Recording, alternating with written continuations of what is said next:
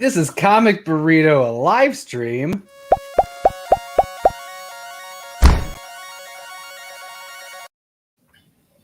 I'm Todd. I'm Cole. I'm Nick. And this is Comic Burrito, a live stream. Still. Hi, Ryan. See, we're here. We're here. We're here. Hi, Ryan. Hi, Aaron. Hello. Hi, Jared. We're here. Aw, fail. Every time. Hi, Ryan. Damn it. Oh, I don't want to hear I just wanted to say hi to Ryan again. Hi, Sam. Hi, Poser. That actually scared me because I didn't know that was going to happen. Okay, us. Probably Nick. What? Who did, so yeah, that's Nick's nightly ritual, so yeah. You probably saw him there. That was you? You should have said hi at least, had a beer or something. Yeah, right? We could have done it together. Yeah. Yeah. 6 feet away. Hi, Cole. Oh, hey. No. Oh, I'm cool. You're Chad.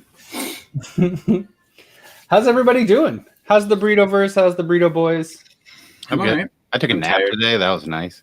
I should have. Nap and tired. Perfect. I was going to take a nap, and I was like, maybe I'll do that. And I looked, and it was like 5:30, and it was like, maybe I'll just go pick up pizza for the family instead of taking a nap at 5 o'clock in the evening. Yeah. So we had pizza, which was good.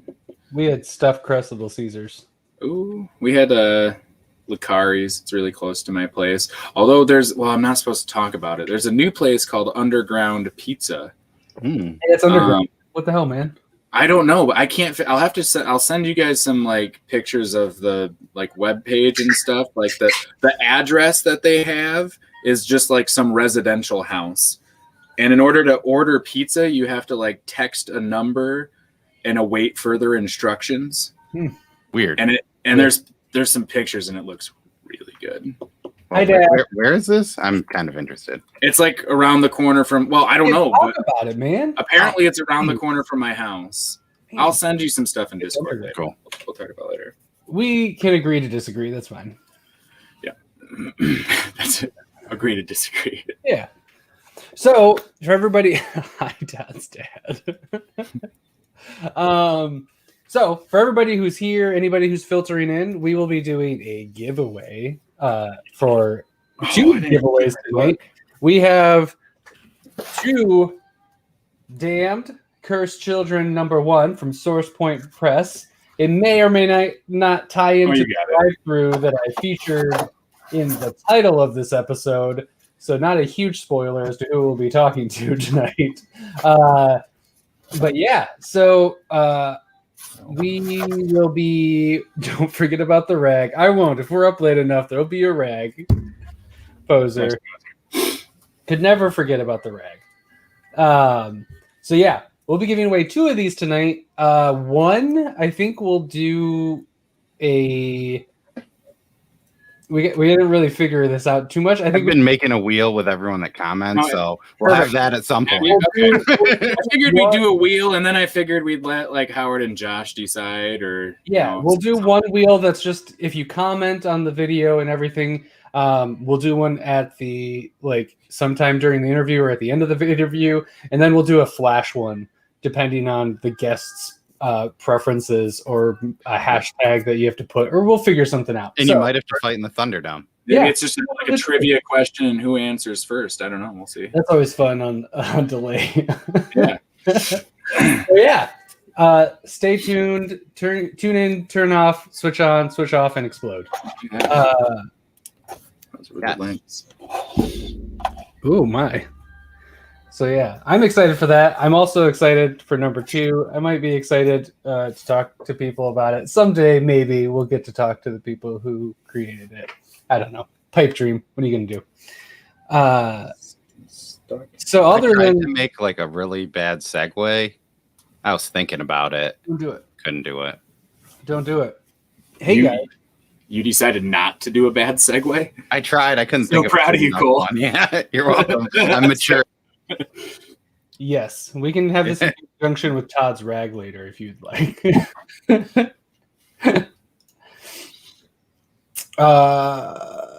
Town Saw is awesome again. Oh, good. Yeah, I saw the playback from Wednesday, and apparently my audio was off. I don't know what happened. So, but It was weird. I went to his house and I caused a shenanigans. You got a claw there, Todd?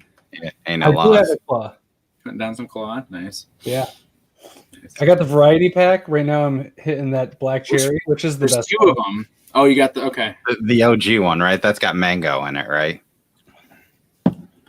When I was looking at the two different variety packs, No, the variety pack is mango. Oh, I don't know. Because mango's the cherry of mango. I think Rhett and Link gave it the best seltzer flavor. Well, there you go. This is some stimulating comic talk, I have to say. This is top notch. Ooh, yeah, Trevor, can we get a Wolverine White Claw snicked but claws in the I think at this point White Claw is not as hip as it originally was. No? I don't think we're getting thunder with that. We missed that boat. More Yeah. We missed What are you that guys boat. looking forward to for Wednesday? As far as some of the books that I've read, or Sure. the ones that I haven't gotten to yet. One of the two. We can talk about our previews or we can talk about what we're excited to get. Ice Cream Man. We can't really say anything, right? But Ice Cream Man. Not really, but oh my goodness. Even if you're not an Ice Cream Man full list person, So good. you should grab 25. Oh my goodness. It's different, it's special, it's really dope. Yeah. It's cool. It's one of I said on Twitter, it's one of those where every once in a while they kind of change it up and they do something very different, and this is one of those issues. So if you really like those issues, then you're definitely gonna want this one. Crossover 4 was really good. If you follow W. Maxwell Prince on Instagram, you can see the first 5 pages loosely of it, so you can get the idea of what it is. I mean, there's a lot of prose in it. I am very excited for number 2 of this, which I can certify as dope and amazing. Also, if you're jumped on that Source Point bandwagon with us, Black of Heart and Dead End Kids number 2. Black of Heart number 4 and Dead End Kids number 2 are coming out. Next week, you might be able to hear more about Black of Heart, and maybe there'll be another giveaway. Maybe. But I'm excited for it's Source Point Press Day. So the end of Skeleton Boy and Skulldigger will be happening next week, which is pretty good. There also is Crimson Heart or Flower number 2 that I've been pretty into. I think I might be the only one of us, but Stargazer final issue, Villainous final issue. There's a lot of finals. Yeah, stuff's. It was a very interesting issue of Department of Truth. It is I very much like it. Stray Dogs, which was cool. I'm into it. I'm not even a dog person. I'm into it. I'm so glad I pre-ordered the Silence of the Lambs cover. I'm so excited. Man, that Blair Witch cover is pretty sweet too, where this just looks like a bad dog selfie. Yeah.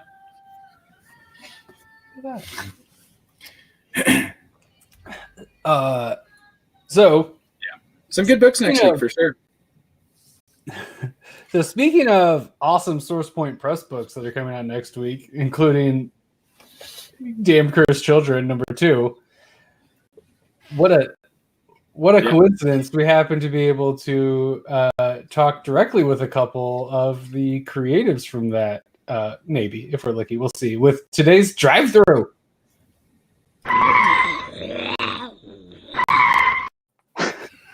I like the sound effect. I like the sound. I added zombie growls to this one. It's actually Todd. He does his own sound effects. Excellent voice actor. I'm a Foley artist on the side. Hi, Howard. Hi, Josh. How's it going? Hello. Hello, guys. How's it going? Very well. So, do you want to give, for those, we definitely have talked about it a fair amount, but do you guys want to give a non-spoilery synopsis of what Damn Cursed Children is for those who may not be initiated? Yeah, sure. But first question is, how far can we go with the language on your show? Oh, you're as much as you want. Fine. Fucking go for it.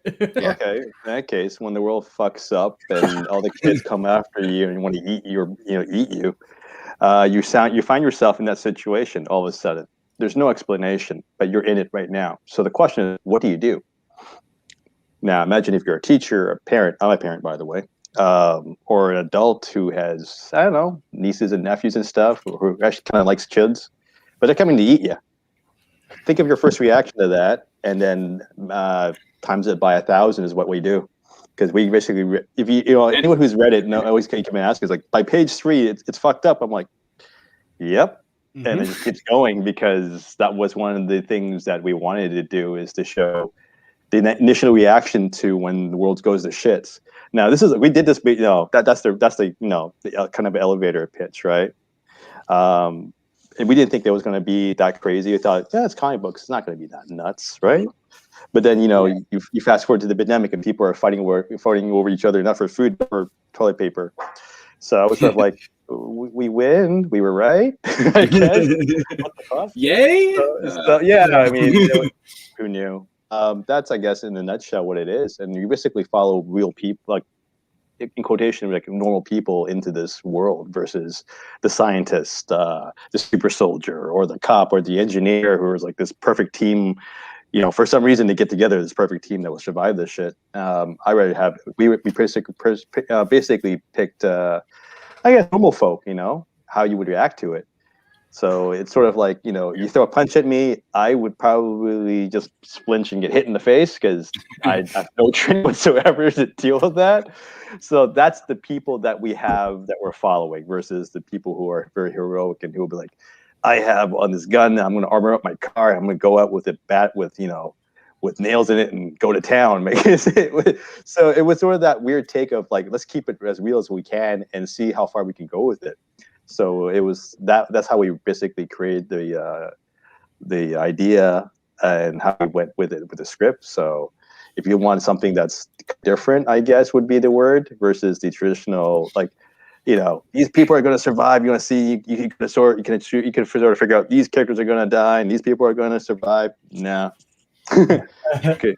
Because we didn't know. Honestly, we didn't know when we were writing it who's going to live or die. It was like partway through. We were like, okay. It was a nice organic process. Yes, and it was tough. I know Josh had a really tough time figuring out and then trying to pick who's going to die, and then we were like, I don't know if he or she should die, but yeah, it's like the most cliche writer thing, but I genuinely was sitting at the keyboard and going, oh my God, I don't want to kill this person. And it's really like gets in your head. It's like, man. And especially in like this kind of thing, you're like, well, it's a horror comic and we're playing by the tradition. If I have an influence, it's George Romero, even though I can get kind of nerd pompous and be like, but it's not a zombie story. These aren't zombies. These are a different thing, but it's a zombie theme. It's that kind of world, but it's, real people in an extraordinary situation. And yeah, it's weird when you're like, oh, yep, got to kill them. You feel that. And I think that's the biggest compliment of any kind of horror movie or novel when you're reading is I love the hokey Jason Freddy stuff as much as any nerd, but it's when you're upset that the victim dies, that's a good horror film when you're really shocked. I loved that there's so many times that I was reading some of the issues today in my room, and my wife was reading next to me, and there were so many times that I was just like, oh, but it's this like the creative ways that you have people like taking these kids down and fighting back. And what's interesting is items used and in the way they're, and it's just like, it's this like train wreck, want to look away, but it's so good and satisfying at the same time.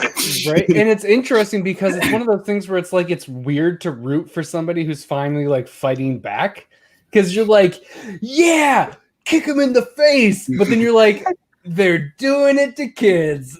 That's weird to like root for, but I'm like rooting for the living, which is hard. Not like, you kind of root for the living usually, like that's the idea, but it's like, you feel bad rooting for them, but also you're like, this isn't it's a weird emotional turmoil you have while reading this, especially after I like tuck my 6-year-old in bed, and then I'm just like, oh dang, like you're kind of like watching her eyes, like like what are you doing, kid? You changed to a different color. Yeah. So I think it's interesting that you say it's not a traditional zombie book, which means that these children are not undead. No, I'm yeah, assuming like, is what not you're talking undead. because they changed it. They changed a switch was flipped. It wasn't like they all exactly. like croaked and then. No one's coming out of no one's doing like the Return of the Living Dead, crawling out of graves. There's no like hand coming out of the soil. Yeah, and I'd like to mention that the speed of the children, I love that you chose. It's not the like the slow. You have like the sprinters and the leapers and that's Kids fast. Yeah. Well, people always like ask us, are they zombies? I'm like, no, they're because it's actually, we have some preview pages up, so it's not really spoily, I guess, when I say it. But the first scene is actually in a daycare, so unless there's like the daycare kids are all dead at the time, they're not really undead. So they're actually just kids who, I guess, we don't want to spoil it, but have gone feral and basically are more savage than you can ever imagine. So it's very, very different. So when you see people doing what they do to survive, they're not killing the undead. They're killing kids who have gone feral. So that's the psychological. That's the psychological part that I found most interesting for me. But they can't know that as like characters because they're just seeing there's something trying to kill us. Yeah. And something is killing the adults. Yeah, it happens fast. It happens like I love the opening of the book, and it's a million years ago I had took a screenwriting class, and the one thing that sticks in my head is the teacher said you have to get him by page 3. And that's whether it's a romantic story or a documentary, you gotta hook them by page 3, because he was talking about film studios. But like if a reader at a film studio, an assistant in a film studio, has a stack of 50 scripts to read that week, a lot are going in the garbage really quick. Mm-hmm. So Howard and I, when we were going over it, it was funny how we pushed it up. Like initially that scene might have been page 10 with more character development. And then we were like, now let's do it. Like flip that page and right away. And our daycare teacher, who was going about her day and the kids are napping, and then she hears something outside and the world's gone to hell. And there was no lead up, no hint of a virus, no, and these kids, they're not, it's not like, the reason they're not like a zombie is you don't got to shoot them in the head. They're not going to come back from the grave, and there's no like silver bullet. Like they're just an army of angry children. Yeah. Do you mind if I show it, since like the story is like obviously people can get a feel for the art. Please do. So this is issue 1, pages 2 and 3. Black and white. Yeah. Amazing. Can we get here? I'm gonna be selfish for a second, so you can see this. Yeah. So that's page 2. Page 1. Where's everything's fine. Oh, look at that! It's so nice and sleeping chill. Yeah, it's fantastic. I'm just gonna do the show like this. Hi guys. And I mean, I guess even to speak on that, like there's a scene where somebody just throws a hammer at one of the kids and they just kind of like fall over, and it's just like you can actually tell, like that was the first time where I was like, oh yeah, they're still just children. Yep. Because like I mean, like maybe there's a scene where they get hit by cars. Like I mean, if I get hit by a car, I'm gonna fly away, so that's harder to tell really what's happening, but I mean, I think that's one of the key points when we did this, was to make sure we didn't step into too many tropes, because we actually like horror. Obviously, it's pretty obvious we like horror, but we don't want to like do too many homages to the point where it becomes another something that we've like already. So we're throwing something new to it. So the challenge was to make it fun yet psychologically I'll be honestly, that first scene, like the very first scene when the first kid gets it, I actually, when we wrote it, was totally fine. Got the art back, and I thought we went too far. At that point, I was like, wait, because I have 2 kids, right? Like, wait, I think we've gone too far. Maybe this was a bad idea. And I actually had a talk with Josh, like, should we like change this to a point where it doesn't feel like I feel bad, and that's kind of like what we wanted, and I kind of feel kind of weird now. So it took me a little bit to go, okay, maybe this is why we are doing this. It makes you question it, because once we get into when you get deeper into the story, you're kind of okay with it, which is also wrong and not also right, which is the whole point, right? So that was that weird, like, we were paying tribute to a lot of things that we love and bringing something new to it. I think you can tell from the covers that we have popped out are very homage covers. Obviously, the art's black and white for a reason, and so forth and so forth. So there's a lot of touches that people get it. Yeah, this book would be terrible with color. No offense. Like, you did the best thing, because I think it'd be way too visceral.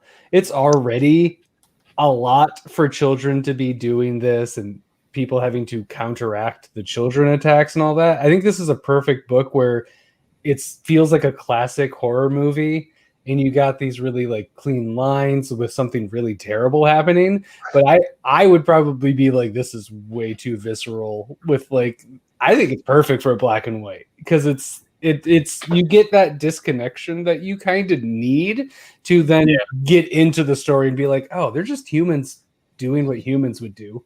Like, they're not doing anything wrong. They're being attacked and they're defending themselves. Yep. Totally reasonable logically. And you don't have the problem then either of it being like you said, overly graphic, where if it's colored, it has to be one way or the other, right? It either has to be fairly realistic, where it's almost, you don't really want to look at it unless you're a psychopath, or it has to be almost cartoonish, where that kind of takes away from some of the seriousness of it too. So yeah, I really dig the black and white. Someone told me when before the day that it came out, because I didn't hear about it until the day it came out, and then I saw something on Twitter about it, and I thought, okay, I'll grab it, and I thought it was a one shot, and I'm so happy it's not. But somebody said it was horror, and then somebody else said, oh yeah, that book is a lot of fun, and I was like, well, what is it? Is it horror or is it fun? And then I read it, and it was like, okay, yeah, it was fun horror, but then the more and more you start thinking about it, it's like, but is this fun? Yeah. Like, it's not really fun. And it's perfect for a comic medium, because this would be really hard to pull off. Oh yeah. In any other medium, like any visual medium outside of comics, it would be hard to pull off. And this is one, like, it was the same thing we talked about that I thought about Basket Full of Heads. It'd be really hard for it to be live action, because it would need to either be really well done or super like D movie, like hokiness and all of that. With children being the antagonist, that'd be really hard to pull off. But comics, it comes across so well. It's great, and your art is amazing. Robin did a great job. Oh yeah. Robin killed it, because there were some when you have so many ideas, and then sometimes you were like, let Robin take the wheel on some of the choices of how these kids end. So some of the things he's like, is this okay? It's the weirdest emails, because you'll send art and be like, is this okay if I take out these kids like this? And sort of like, yeah. Oh my God. Hoping no one's reading this email but me, because this is so wrong. You guys are all on lists now. Welcome to the club. It's like, hey Josh, what do you think? They got ran over by a car, but look at it. Is it good? It's like, yeah, but we need some bouncing off the wood. Yeah, you're right. It's like, but then you're like, after you send the emails, you're like, what did we just write? We're talking, and Robin's like, yeah, this is going to be great. I'm like, yeah, man, I hope no one reads these emails from all of us, because we're going to be in so much shit. But it's the best thing about comics is you have an artist, but there's no budget, right? And you don't got to worry about stunts. Like, I can't I would love to sell out and have this be a movie, but that's a lot of stunts with children being in very dangerous situations. Yep. And it's funny, because like Robin is so talented, and he's the most non-nerd comic artist you'll ever meet. Like, we had to fill him in on all of this stuff. But what was really good, it's this weird happy accident of he wasn't ripping anybody off because he is not a horror nerd.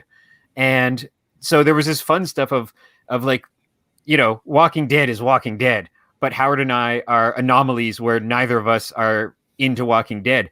And with no disrespect to Robert Kirkman, because that guy knew what he was doing, but our book is not as heavy and depressing as Walking Dead, but it's also not Army of Darkness. And I only realized that a few interviews ago, where again, like, this wasn't a plan. We pretend to be this smart as writers, but there's no catchphrase in the whole series, and that wasn't kind of planned.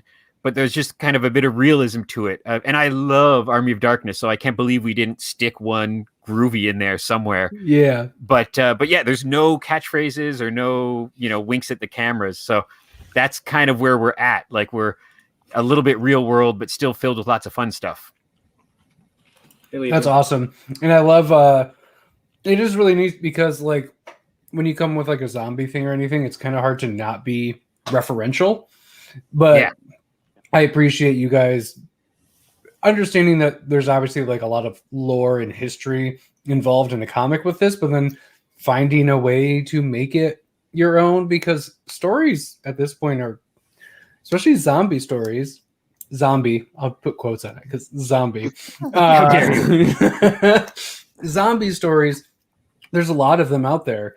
And it is one of those things where, like, I picked up the first one because I pick up everything Source Point, basically. I picked it up and I picked it up and I have no expectations whatsoever. And Romero, Dawn of the Dead is in my top 3 horror movies of all time. All 3 of us are huge horror fans. It's the thing that I would say would connect us the most. If we did like we were all stuck with one genre to cover, we'd probably pick horror. And this book does a really good job having a fresh take and an interesting time and something different to like get involved with. And you guys really nailed it. Is there something about your writing partnership that helps with that, where you don't kind of get bogged down in like one idea, so it ends up coming out like this? How does it work with you guys? Josh, want to go first? Sure. Well, like, I love working collaboration. Like, it's so funny, you know, 2020 was the worst year for everybody, but I had a good year. And yeah, it was, so in 2020, like, Howard and I have been working on Damn Cursed Children forever. So, you know, by the tail end of 2020, I was able to finally talk about it and publicize it and say, oh my God, this is happening. It's like a 10-year overnight success story. And in the same year, I got a short in a anthology called Flip, which is edited by a guy named Jack Briglio, who Howard has worked with as well.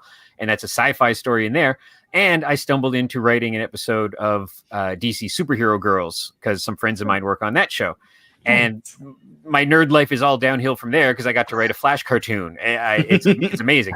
But it's all collaboration. Like it's collaboration and nepotism and being in the right place at the right time. And Howard and I wrote this very modern back and forth over, you know, Facebook chat and emailing back and forth. And I think we're both really good at taking notes, and we're both really good at not being upset when a line gets rewritten. And if and when we get like one of those big absolute editions of Damn Cursed Children, the script at the end will be, you won't be able to read it at all. Cause like, it's like the red rewrites and the blue rewrites and random things. And only he and I'm glad we weren't working with an editor at that point, because they wouldn't be able to dissect it. So for our collaboration, yeah, it was a lot of back and forth and a lot of changing things. And because Howard was lettering it, a lot of super 11th hour changes. And I love that. There's an old filmmaking thing, that an old filmmaking quote that says, a movie is never finished, it's just released. Mm-hmm. If you would let filmmakers just go, you know, they would, Coppola would still be editing Apocalypse Now right now. Yeah. And so that's the same with Damn Cursed Children. If we were told, we're going to publish it, but in 2022, Howard and I would still be rewriting Word Balloons right now. Oh, So God. yeah, No, yeah. so you need that deadline. Yeah, we were Yeah, just well- I was just talking about how it's really cool when writers end up lettering too. So that's neat. I remember seeing that. So that's awesome because you're still in it right towards the end. Well, you're technically still in it even when someone else is lettering, because they might find a mistake or something. It's like, you got to fix this, or you're too wordy, and you're not Bendis. And stuff. But the thing is, what Josh touched upon was like, yeah, we've been doing this for, oh my God, for a decade. It's just so weird to say that out loud, but because the story started 10 years ago, and I tried pitching it like to everybody I knew. Everybody loved the idea. It's a lot of horror fans and all in indie press and small press, but like, yeah, we love it. We can't publish it because it's just too crazy. But when you do, let us know. So it's sort of that. I always come back to the team like, they loved it, yeah, but they're not publishing it. Sort of that. I'm like the true Canadians, like, yay, but no, shh. So that happened a lot until we got to Source Point, and then thank God that Travis there was crazy enough to say okay to it, because when I pitched it to him, I didn't pitch it to him. I just told him why people didn't want to publish it. That's gonna make them. That's such a good bite for the Source Point guys. Oh, They're gonna yeah. love that. Like, Well, no one wants it because it's too crazy. You know what the funny thing was? This is the first. Exactly. I did not know Travis until it was the first time I met him. So I was introduced to him from a friend, and then I told him about that. And then the first thing he did was look at me, and I was waiting for that. It's cool, but no. But he looked at me. He's like, "Fuck it, we'll do it." Yeah, And I was like, that's Travis. I That was sounds like, right. yeah. Like, really? Like, you serious? Like, yeah, we'll do it. I'm like, That's awesome. okay, I'm gonna email Josh. Somebody likes it, and they're doing it. It was like the most surreal feeling. It was That's like, awesome. holy shit, I don't have to kickstart this, thank God. How do you kickstart a book where you say, we kill children in this? It was Yes. funny. Right. I So, kept waiting for the I remember seeing Guillermo del Toro at a panel years ago, and he was saying, like, this sounds like jokes, but he would take Hellboy, he and Mignola would take Hellboy to a film studio, and genuinely this, some fat cat at a studio who had never read the book would say, does he have to be red? Does he have to be from hell? Does he need to smoke cigars? Can he swear less? And I was waiting for Howard to say that. Like, they're going to publish it, but the word damned can't be in the title. Turn it down. The kids now have to be grown-ups, children, and they have to be zombies, and those darn children. Those darn children. They get into the weirdest situations. Golly gee, they sure messed up the soda parlor. oh man. But Source Point was like, "Yep, good, fine." Yeah, Yeah, no, I mean this is like I guess a weird, messed up premise in like when you just say it out loud. Man, Source Point has some messed up stuff that I adore. They are this is definitely like right in Source Point Press's like alley, where they're not afraid to put something out there and really like put their name on it. Also, speaking of the name, hey guys, we're gonna give this out at some point in the near future. One of these, another one's gonna come at some point. Make sure to comment on this video. Also, you should look out for number 2 coming this Wednesday. And look at these covers; they're so classic. I am a sucker for a classic like comic horror cover. Well, that's what it was when somebody told me about it, and then I saw the cover and it was like, well, okay. I know they're talking about in the comments story versus cover, and story is more important, but covers are so good. Are the next 4 issues though going to have that? Who's going to die with the 3 characters on it? Because I did really enjoy those on 2 and 3, and they all have a different word up in the corner, a different scary word. Yeah, and I think what is it? Issue 4 is, and we were just throwing reference material at poor Robin, but Robin. and one is I really love the. I don't know if I'm in the minority, but I really love the remake of Night of the Living Dead as well, the Tom Savini one. And so I just sent the poster to Robin. And so issue number 4 is a direct homage to the Tom Savini Night of the Living Dead poster. So we have all kinds of like super obscure stuff. Not even like the real Night of the Living Dead. I like the fake Night of the Living Dead as well as the real Night of the Living Dead. Oh dang, it is like that. It is number 4, right? Yeah. I couldn't find it on previews. That's cool. It's not being on there yet. And I know you mentioned this absolute. There is going to be like 5 issues of this. Do you have more planned? Like, is this? I guess maybe we'll figure out when we read that issue. But well, the thing is, like any good writer or comic book writer, I should say, you always have more in the tank, obviously. And it's sort of my practice to do it so that you always overwrite, but you don't use it all for the things that you publish, because in the middle of something, be it you're working with an editor or not, you might want to change something, and you can't. It's the worst time to go, I want to change something, though the deadline's not going to change, but give me some time to do this. So you always overwrite by a little bit, maybe an issue or two, just because you never know if you have to go and go, okay, I'm going to stick this into here and make it work, which happens a lot in a lot of work that I do anyways, where people is like, you have a little bit more, and can you do it like within 24 hours? So it's like, I like sleeping, God forbid. So, I would overwrite. So yeah, we do have more ideas and some rough plots and stuff and other things. And there's the follow-up title for it. You're all set for the sequel. Yes, and Jeff Foxworthy somehow in it for some reason. Yeah, like you might be a kid that you eats might be a people feral if. child if you're getting punted in the face. That one's free. We wouldn't say no to that. We wouldn't say. You wouldn't say no to Jeff Foxworthy. No, we wouldn't say no. We won't even say no if you just buy it for the covers. We don't mind. We love Robin. Robin's awesome. We're always cool with letting people use our ideas as long as we get to die in one of the books. That's all we have. Kill us, use the idea. Fiction of the three of us. Done.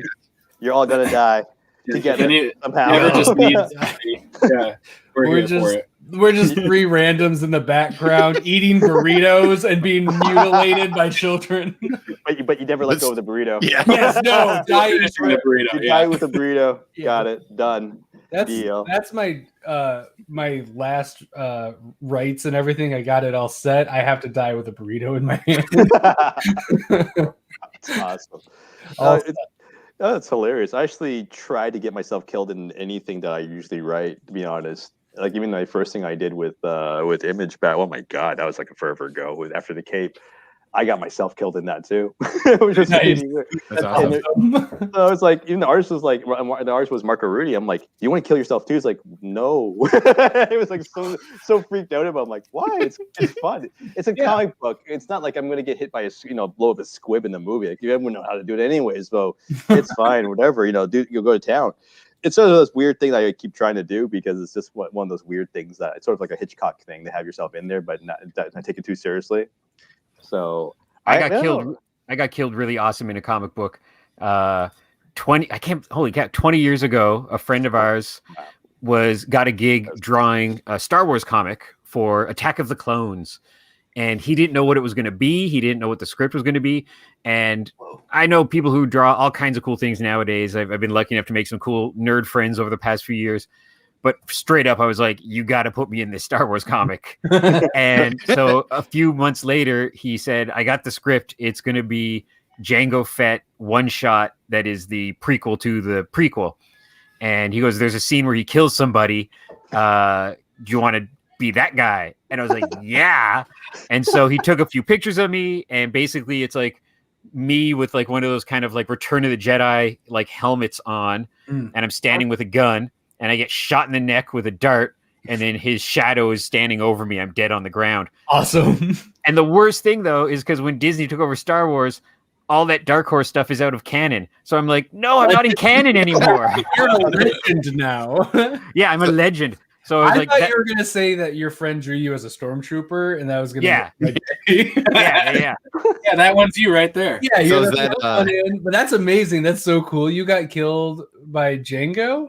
Yeah, it's the closest I got to ever being in a Star Wars movie or a Star Wars action figure. I thought there's a shot. That is like stranger people have gotten Star Wars action figures than the guy who got shot in a comic book.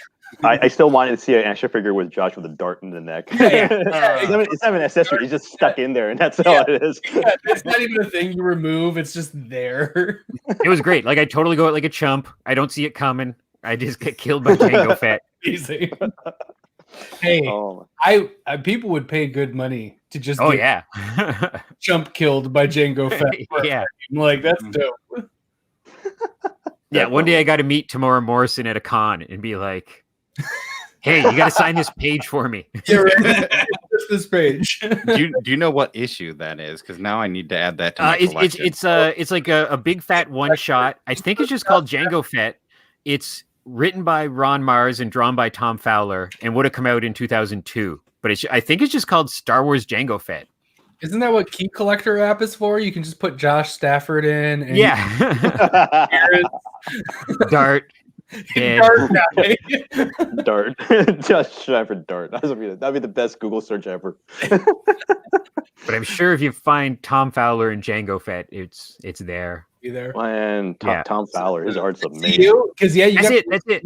Hey. Oh shit! You found. Oh crap! Wow. Marvel Unlimited, man. I'll read it later. No, get the page. We need to see it. Oh yeah. What page is it on? You can show.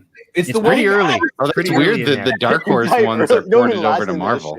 Yeah, I think they just took Dark Horse off the cover, and but they have the whole library on Marvel Unlimited.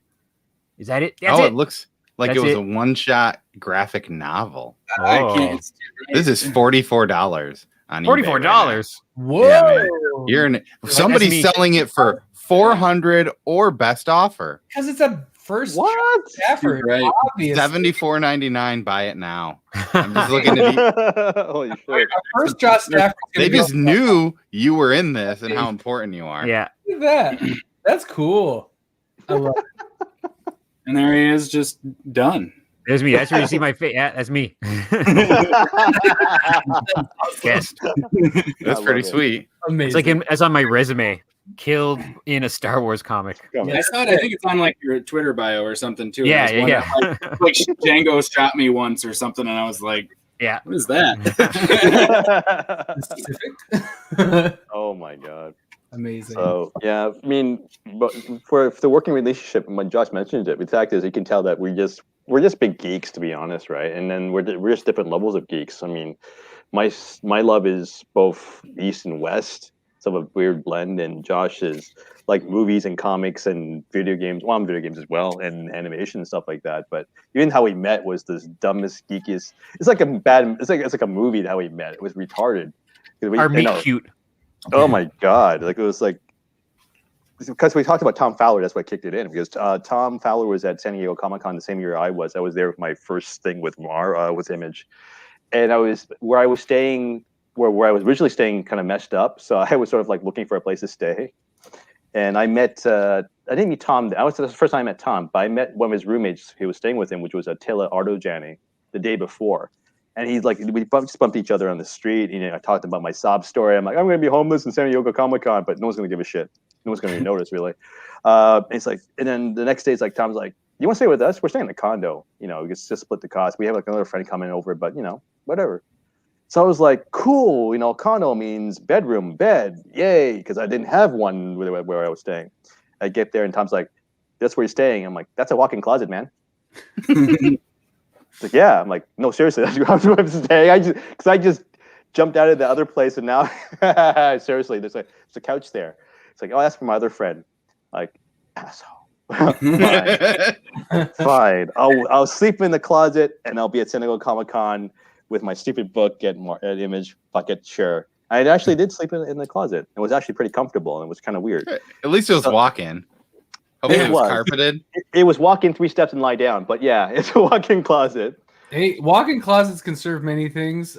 Poser, who's doing a great job throwing the links out, his whole show was founded inside of a closet. Oh yeah, yeah, I forgot about that, man. It has been a long time since that guy's been in that closet. And it was so weird and creepy. Oh my god! But the friend was Josh, and Josh showed up one day. Josh showed up one day with this giant ass nerd backpack. I had one too. I'm not making fun of it. I had one too. Bag of holding. And I was like, "You're getting introduced to each other." It's like, "Hi, Josh." It's like, "This is my friend Josh. He's sleeping on the couch." Like, I know that because I slept on the walk-in closet the first night already. And Josh is like, "So you're like, who are you? What you do?" I'm like, Howard Wong. I write a stupid book called After the Cape. Oh. And he drops his backpack and starts rifling through it. And he goes, "You mean this?" And he gets the first issue out. I'm like, "Yeah, that piece of shit. What the hell? Why the hell you have that?" I bought it because it was completely cool. random. Like I just bought it because it looked cool, and I read it like on the plane to San Diego. And then my roommate was, and I guess, if you're going to meet a comic writer, it'll be at San Diego. But still, like that's a long shot. That Howard, did you sign where it for you're him? staying? Yeah. Yeah, Did you later kill him too? I signed it, and I was tempted to sign it. Fuck you, because you have sofa.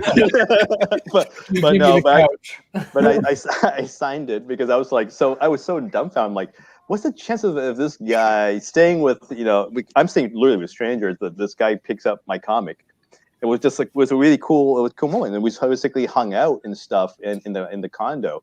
And the condo was so weird. I'm going to deviate really quick because it's just a weird place, because it was sort of like a Melrose place with like the terraces in the middle, it's all hollowed out. But the living room window, which is a giant ass, ceiling to ground window, we stay we're on the ground floor, stared right into Starbucks. Nice. So when we opened, we never closed the curtain because I didn't know why no one closed the curtain. But when the curtain's open, everyone who's lining up for Starbucks can see us, and we can see them, which I did not know until I was wearing my boxers and making coffee myself, oblivious that was happening. And I was like, hey, that's Rob Liefeld drinking coffee. And oh, fuck, we can see my boxers. Awesome. I don't have enough pouches for this. No, so that's how I waved to Rob Liefeld and ran back to my closet to put pants on. Thank God that I. Oh, so you have a meet cute with Josh and Rob Liefeld. Well, hey, like a day apart. Yeah, I mean, I'll be honest. We met a lot of. We waved hi to a lot of comic book pros because of that. Like literally, we would have coffee and see who we see today. It was literally that joke, and then literally you'll see somebody. It's like, hey, that's so and so. I won't mention them because it's kind of weird to say that. Just throwing up names out here. But we were just having coffee. Of people getting coffee. That's cool. No, I mean, I said we're geeks, so it was like, this is weird because technically we ran out fast enough. We could just bother them. Will you quick sign this for me? Yeah. That way I don't have to wait in line at the con. Yeah, I don't want to spend $30. Could you just sign this thing? I'll buy your coffee for you. It's a win-win-win. Yeah, we can kind of hang out in our condo and have here Starbucks right here. Right? But it was such a weird place and time, and then our hanging out thing didn't really work out for us outside the condo, because I tried to have lunch with Josh just one-on-one because I was so busy. I'm like, I'm going to have scheduled lunch. I'm not going to do any signings. I'm not going to man the table. Screw it. I'm going to have lunch with you because I want to eat food for once at San Diego.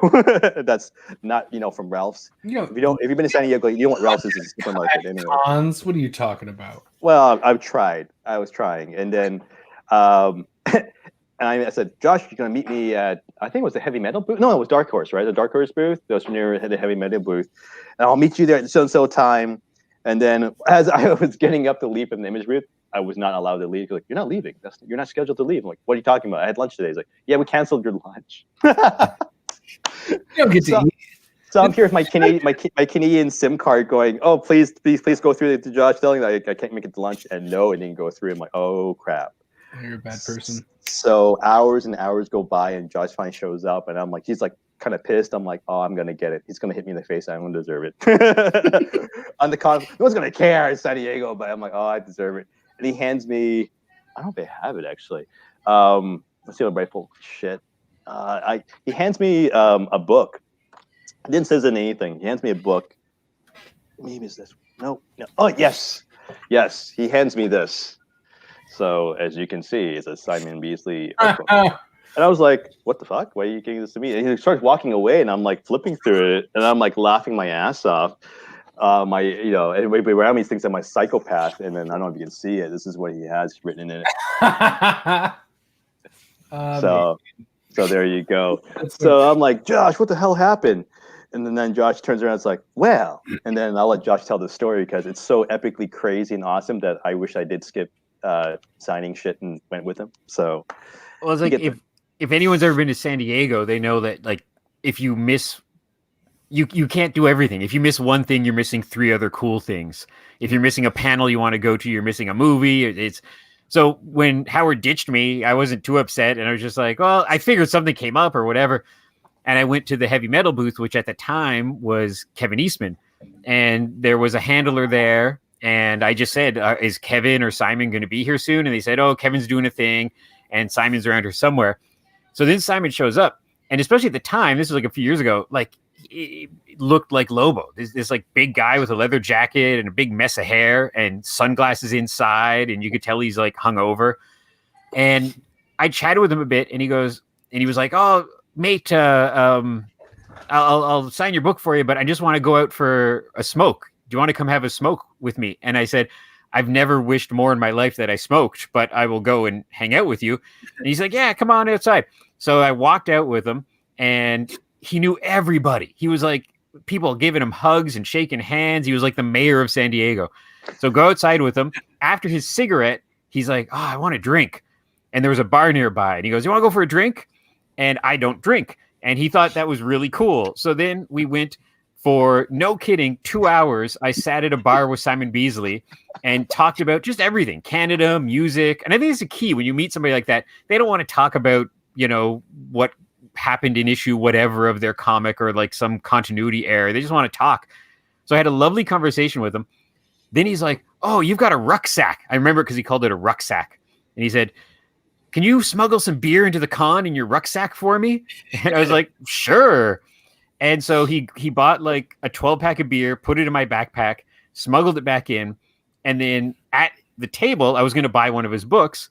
And another thing that con people know is that it's always the handler who stops the fun. Like the person doing the autographs, they'll do it all the time.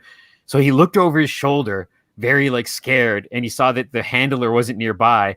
He grabbed a giant stack of books and he drew a sketch for me and signed one. And he goes, "What's your friend's name who stood you up?" And I said, "Howard." And he wrote "F you, Howard" in the book.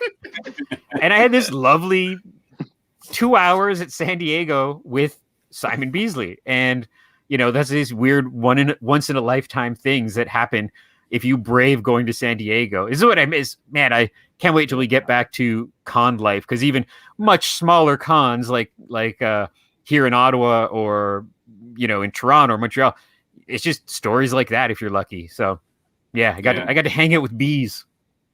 Oh, that sounds amazing. I haven't been into comics too long, not too terribly long, a few years now. And the first few years, I didn't understand the appeal of that at all. And we just kind of started doing this and talking to like people like you guys. And now it's like fruit I haven't tasted yet. That everybody, like all I hear is just how great it is. And now it's like, well, I want to do that. I've been pretty lucky about meeting my heroes and meeting people I admire. Just like had a lovely run-in with like Ernie Hudson. He was the nicest guy, you know, or witnessing Jason Momoa. And I admit I'm not a big fan of Aquaman, but witnessing Jason Momoa walk through a con and kids looking at him like Aquaman is walking by. And he was just so cool with them all.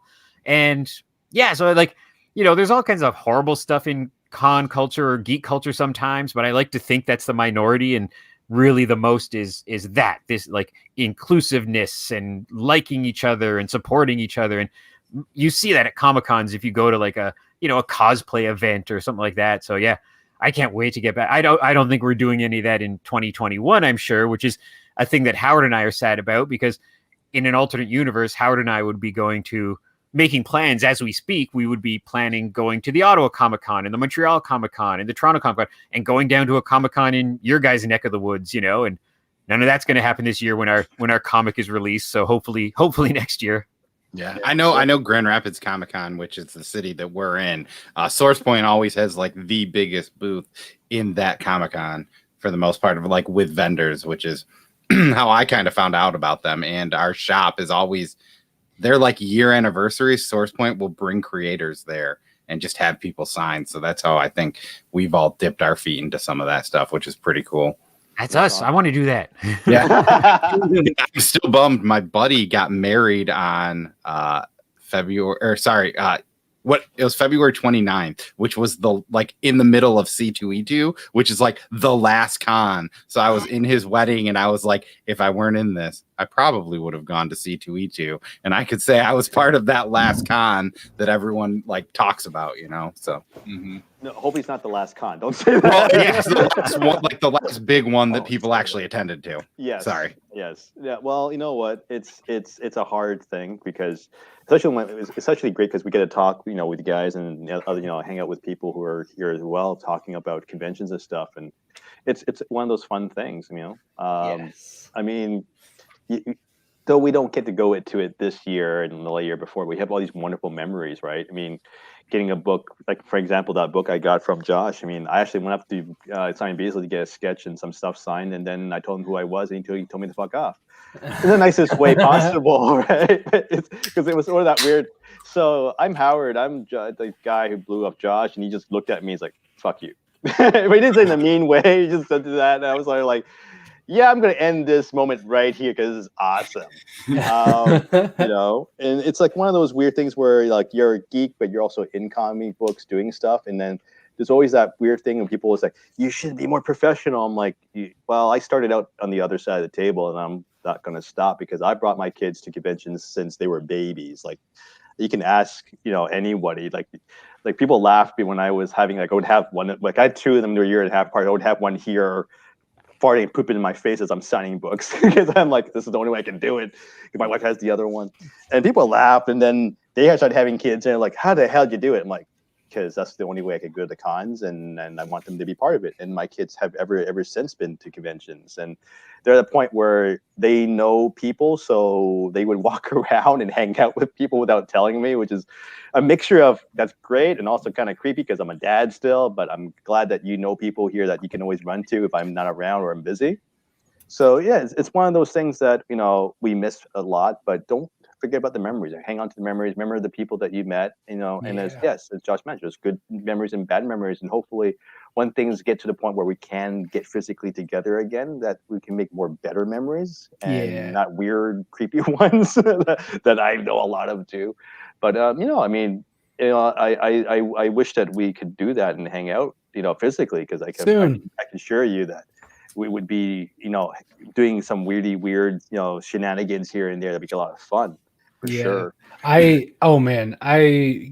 I've been on both sides of the convention scene too, and it's so special. That's how I know Travis and Josh, because they're in our backyard, and I was doing the convention ring when SourcePoint was like a budding publisher and all of that, and got to have some good memories with them. It's how I met Nolan, who's Oxeye Media, like he's part of that. And it's one of those things where it's just so special to get to connect with people. No matter you are surrounded by people who understand your love. There's no judgment. You may not love the exact same thing, but you're love adjacent at the minimum. So everyone's like, oh, what do you like? Oh, that's not my taste. But everyone there's like, hey, that's cool. Like, they understand your passion.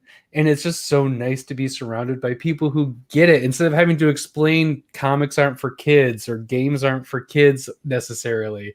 Everyone's there with the same thing. And it's that community. It's also why I love that this is a thing, because it's just a bunch of people who are like, no, this is legitimate and we get to care and love about this, and no one's like judging you for liking picture books because it's the best. Yeah, absolutely. I mean, everybody's, I sound weird. My defense of being a geek is like when people get a little, you should be more mature. I'm like, so you didn't play with toys as a kid? Yeah. You hated that part of your life. That was the worst part of your life ever. Was playing with toys as a kid. Yeah. Was it nice? Was it fun? Yeah. Yeah. I kind of like to keep continuing as I get older. Yeah. So it's not like I'm not mature. I know that these are toys. Like even the stuff behind me are toys and comics and whatnot. I know they're that, but it's a touch point to my memories of being awake at Saturday morning and trying to, watch cartoons while waking up my parents and keeping it low, the volume down to 1. Yep. Yeah. Minimum. My little brother, and like, don't chew so loud the cereal. You can't hear the TV. Yes. Those are oatmeals. That's what you need for those times. No, think you got to wake up. You got to be in front of the TV at a certain times. The cereal is the fastest thing, and plus it's sugar. True. It's true. Sugar, and the thing is, not knowing then, but knowing now that your parents won't know how much sugar is in your system, how much cereal you ate, because you just keep going. Because you just keep going, it doesn't stop. Exactly.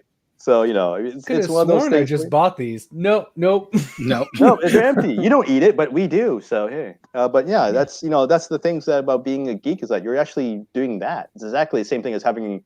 No offense. I mean, I have friends who fish, like having a fish trophy on your wall. It's exactly the same thing. You're getting that memory, not because I really like that fish. It's that memory you have with your dad or your uncle, what have you, that you're attached to, right? It's exactly the same thing. Bro. So. Everybody has their own weird thing that they like that isn't normal or mainstream or whatever. Everyone's a geek about something. If you're not, you're boring. Yeah.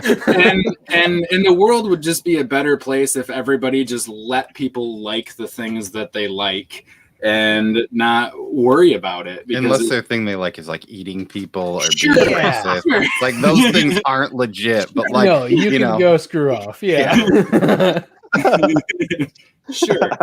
Well, even just like, I don't know, it was a week ago, 2 weeks ago, and I have it in my blood that I can't spoil anything, and especially in this world we're in where everything's streaming and stuff. But I hear you. A couple weeks ago, my friend texted me with the did you watch WandaVision yet? And I said yes. I literally was about to say, if you're about to talk about WandaVision, please be careful, because as soon as you said spoilers, I was like, no. We won't talk about it, but I thank God I watched it before I came on. I purposely watched it in case it's mentioned. I'm like, I am preparing myself. I watched it with my wife, and we were both like, "Holy crap!" Well, my friend texted, and all he said was, awesome. "What a time to be alive!" And just like, like this nerd culture we're in, and so much of it is really good. And it's amazing to be. Like whether it be something big like Marvel or some little indie comic book or whatever. And I just, all these stories of cons, like I'm never going to forget this. As I was sitting at a booth selling one of my former books, and like a 13, 14-year-old girl walked by dressed in, I knew it was some kind of anime thing, but I'm not a giant anime person, so I didn't know what it was, but she was just like flipping through books and looking at things. And another kid came up and she said, "Oh, I really like your costume." And they started chatting a little bit and then said like, "Oh, I'm going to this panel. Do you want to come?" Yeah. And they both walked off together. And like, I got nerd choked up because I put this story in my head of like, these are two nerds who maybe are bullied at school, and they just found their new best friend walking through a Comic-Con. And I love that stuff. Like, and it's like all my friends in high school, none of us were cool. My mom said it's great having a nerd kid because she was never worried we were out sex, drugs, and rock and rolling. we were playing Dungeons and Dragons or watching movies. That nerd, no, he's fine. Like, and that's all my friends are nerds. You're murdering goblins. Yeah. isn't alone in this. Is this another stream we can talk about D&D? Because Nick loves those. Nick, there we go. Yeah. Oh no, he left. Oh my God. I don't have anything against D&D, but I don't have any experience with it. Do we want to do that giveaway? One of the giveaways? Sure, man. Oh yeah, definitely. I'm not gonna just start rolling. Oh, look, he has a board and everything. Yeah. Oh yeah. Todd's gonna roll a D20 to give away the book. D20 giveaway. How has this not been a thing we've done? I mean, we have 15 people on the magic wheel. I'll roll a D15 then, Todd. Okay, yeah. I'll do that real quick. I'll roll roll. Oh no, 15. That's a hard number to get to. 4. Nope. Oh shit. How do I get to a 15? That's the coolest thing that one of my con friends, Troy Little, does. He had a print because he drew Rick and Morty versus Dungeons and Dragons. I think was the title. That was a good book. Yeah. So he has a print, and you go up to his table and you roll the die, and if you get a 1, you pay $1 for the print. If you roll a 20, you pay $20 for the print. And then he writes a little like 1 at 1, and he draws like a little quick 3-second sketch of Rick or Morty. But I love that shtick. That's such a great gimmick. Doesn't Scotty Young makes you roll a D20. If you get a 20, he'll do a quick sketch for you. Cool. Like, but that's the thing. You can only get it if you roll a 20. So like somebody was like, "Well, why would you roll it if you don't want to?" So you could give it to the next person that might want it. Yeah. Why would you not want a sketch? I mean, you have to pay $200 for a sketch. So All right, somebody quick first number 1 through 5 for the shuffle. People. Huh? Wow. Oh, you got to look at the tabs as soon as something like this happens. Yeah. How do I explain colors to people? Are you talking to your dog? I don't know. No, I was just trying to find. Poser always does it on his chat. He puts something funny on his things for me. Nothing will be as good as Yeah. Paul's wife. Yeah. On the first one we did, Nick had a tab up that just said "my wife." So It said like, Cole's wife. yeah, Cole's wife. My So it's wife. just like that's not a thing you can actually Google, but okay. All right, I we mean, have you 2 can. 5. This will be the first one. We'll 1, talk 2, D&D 3, for a few 4, minutes, and 5. then we'll do another giveaway for the other numbered one. But this is for the first Damned Cursed Children number 1 from Source Point Press, written by Howard Wong and Josh Stafford. He is Legion. Legion of Legion Comics. We are Legion. Look at those special effects. Yeah. Yes. We broke. That's our whole budget for the year. Yeah. Those are by Industrial Light and Magic. We can't afford it. So, congratulations, Legion. You just won this Yay. Damn Cursed Children number 1, which means this coming Wednesday, you can go to your comic book shop and grab Damn Cursed Children number 2, and you'll be all set for this month. That's awesome, man. I love it. Just so you guys know, you're the first people who ever are giving out free copies of it in issue 1. Yeah. So you know. Yeah. And I'm glad you guys got it too, because it is sold out at Diamond. Yeah, I will say I want to give a shout out to Source Point Press because I do happen to know a couple of guys there may have texted somebody. So this giveaway is sponsored by Source Point Press. It will be coming right from them because they were generous enough to give it away.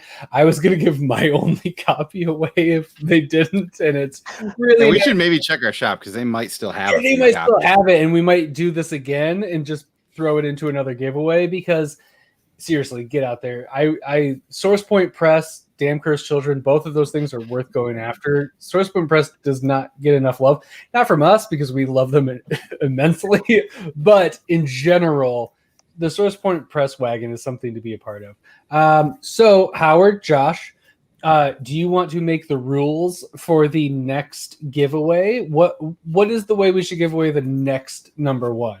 Thunderdome. No. All right. Whoever can get to Grand. Okay, it's going to be Nick and I because we're with. It's gonna have to be one of those gladiators so they can stay distance. Yes, the Q-tips. I mean, actually, technically, your dad could show up to your house. That's true. There could be 4 of us. My dad could show up. He's within drive. Yeah, just watch us kill each other and then come in and like kick the last person as they're down. Oh, that's so pro wrestling. He waits until everybody like is weak, and then he just throws everybody out. I love it. So besides something physical, we will take that under advisement for the next time you guys are on when we can be not socially distant. We'll do a Thunderdome. For an internet pandemic friendly? What do you have a question? Do you have a number? It can be. Should we do trivia? It could be a trivia question. Something not too booky because they haven't read the issues. But how about this? Is just off the top of my head. We could say. What movie did we say influenced the cover of number 4? Perfect. That's a great one. Talked about that. People are paying attention. We'll give people a minute, and we'll do another wheel for whoever answers correctly. Yep. So, in the meantime, while or do we just want to do the first person to answer it right? No, it's a lag. I think We'll give it a little bit. It's whoever shows up at Todd's house first with the answer to the question. And he's just banging on his windows. Yeah, with a DVD copy of the movie. Yeah. So we'll give you a minute in real time. I'm on my way, Todd. Here, I'll just set an alarm right now for 1 minute. So, Howard, are you also a D&D person? I tried. I'll be honest. I tried playing because the people I tried to do it with, they sucked, and we never really did it. Oh, that's the worst. But am I a fan of it? Yes. Have I ever really played a real full-on campaign? No. Okay. The closest I got, it sounds so bad, was like playing Diablo and stuff like that. Which it's a dungeon crawler. Which I'll be frank, I got friends hooked at university, so this is way back in the day when the internet was like dial-up, so it's shit. So We basically went to the dollar store and misconnected phone lines, and we just threw them out the window. No joke, from window to window to this door. So outside this dorm, you'll just see a web of lines so that we can play together because we're stupid. Yep. So that's Diablo 1. So when I hit the Diablo 2, I was dating my now wife. But she lived in Hong Kong, so I dated her through Diablo. Now, if you remember Diablo 2, meaning Diablo 2, remember if you Diablo 2, I forgot the command. I think it's Control Enter. I could be wrong, but you can basically do the speech bubble on top of your head. Oh yeah, Oh yeah. Yeah. So that's how I would talk to her. I would be like, run up to her and like talk to her and stuff like that, and then I would drop off, stuff for her, like armor or whatever for her, and make sure she doesn't die and all that crap. Oh, my buddy still only plays one video game, and it's Diablo 2. When COVID happened, we all downloaded it and played for like 20 minutes. And then we just all stopped playing again. Have you guys heard that Diablo 2 is getting a remake? And it looks is that the one? I thought it was Overwatch 2 that people were complaining about. It is Diablo 2 remastered. I just watched the trailer. The trailer looks. Oh, I'm serious. To be honest, the reason why I wasn't crazy about it, and it's not because I don't love it, because we got the Switch for our kids. You're like tweens, right? The first game that we bought was Diablo, so that we could, because the Switch Diablo, it was like, why would you play that on the Switch? Because it's a 4-person couch co-op. Yep. Yeah. And which turned out to be pretty amazing during the pandemic when you're stuck at home. It's like, what are you gonna do? Diablo. Because all 4 of us could play, and you can jump in and out when wherever you wanted, right? So my wife and I were like, this is the same stuff we did. Now we're playing with our kid, which is really weird because our kids are like, you did this when you were dating? Like, yeah.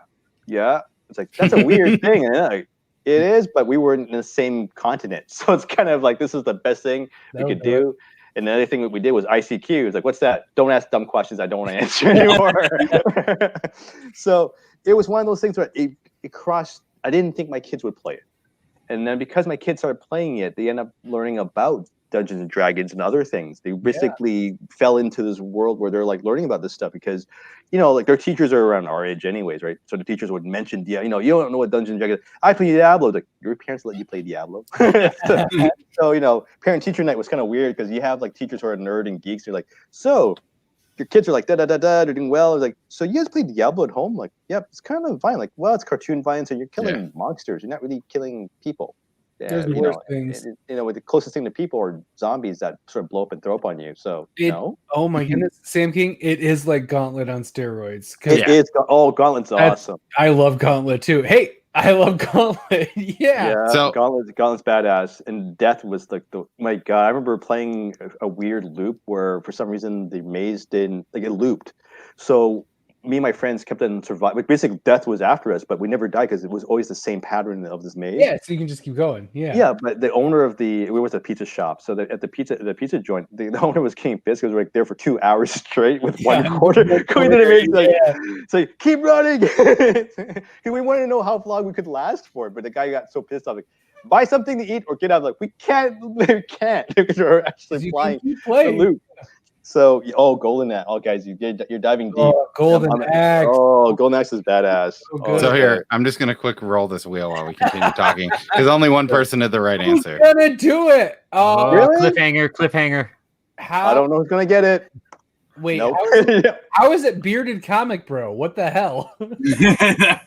Great way to rig it up. It would be. Hey, congratulations, 40 Goose. What up? Yeah, awesome, man. Damn Cursed Children, number one. And that's fresh from the publisher. Shit. Yes, man. it'll be coming straight from Source Point Press. Right. Cass is saying that he put the thing in the chat. I do not see that. Maybe I don't see it at all. Okay, he's probably just 1 second. Okay, sorry, 40 ounce. We will double check the actual. I don't see it. I think he's just being a people. He's just being a kick-ass.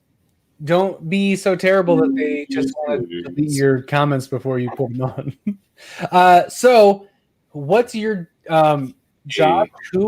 What's your D&D class? What's your? Oh, it's your first Source Point. Yay! Oh, wicked! Amazing. It's a gateway drug. I'm sorry, but I make zero promises. but I will try to see if they can throw something else in for you since it's your one. I was definitely going to try and get him a copy of Beyond the Demon, the Sea, because we were randomly talking about tattoo art in like comic books.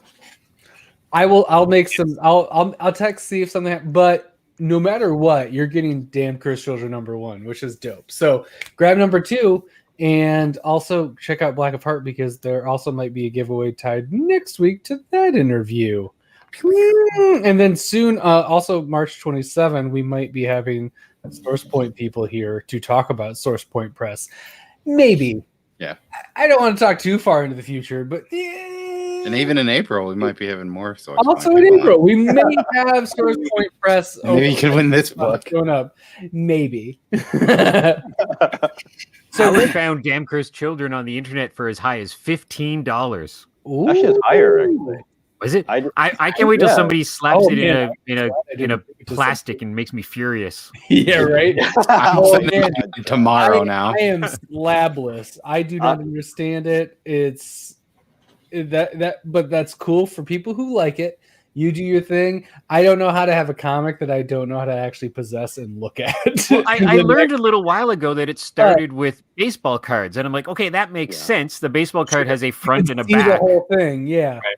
But a comic, I always think that it could be a trick, right? It could be like a cover wrapped around like an Archie book or something. It's so weird to me. Or like every page could be colored in. It's so strange to me. They'll make notes of that.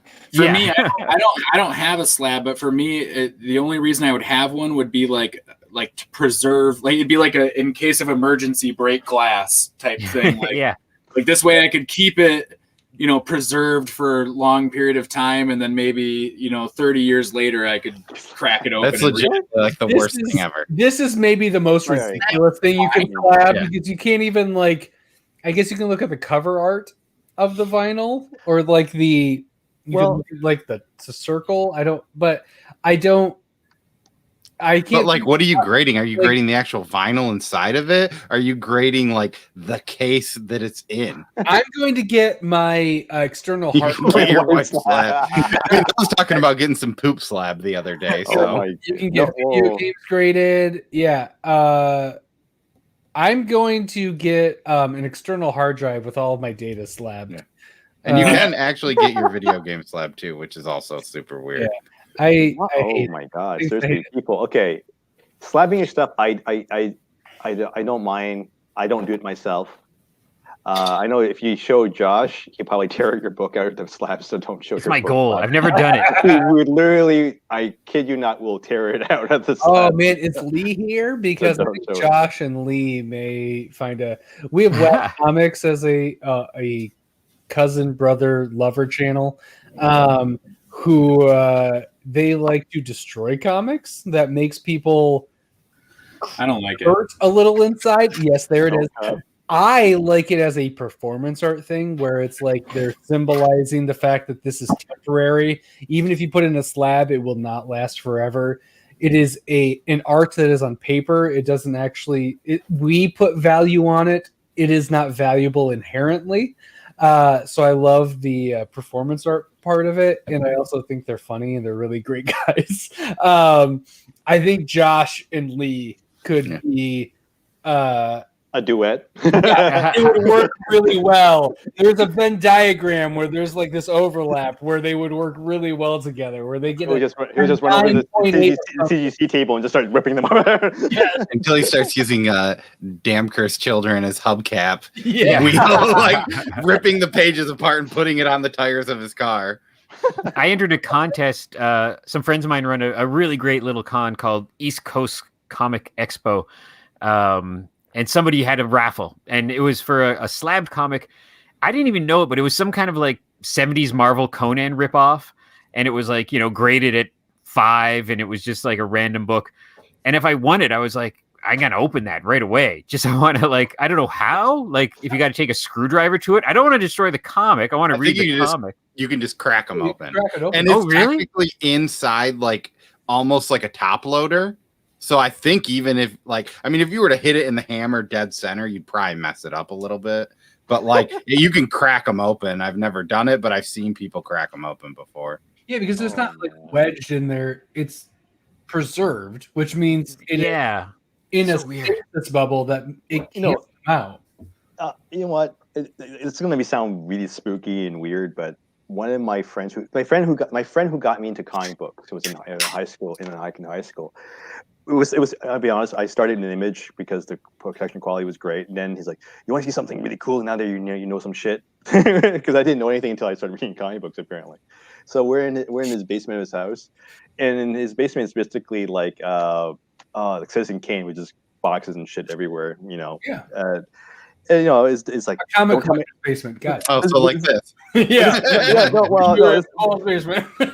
No, but the funny thing was he opens this, he locks his door with the key that was hidden somewhere, and he's like, okay.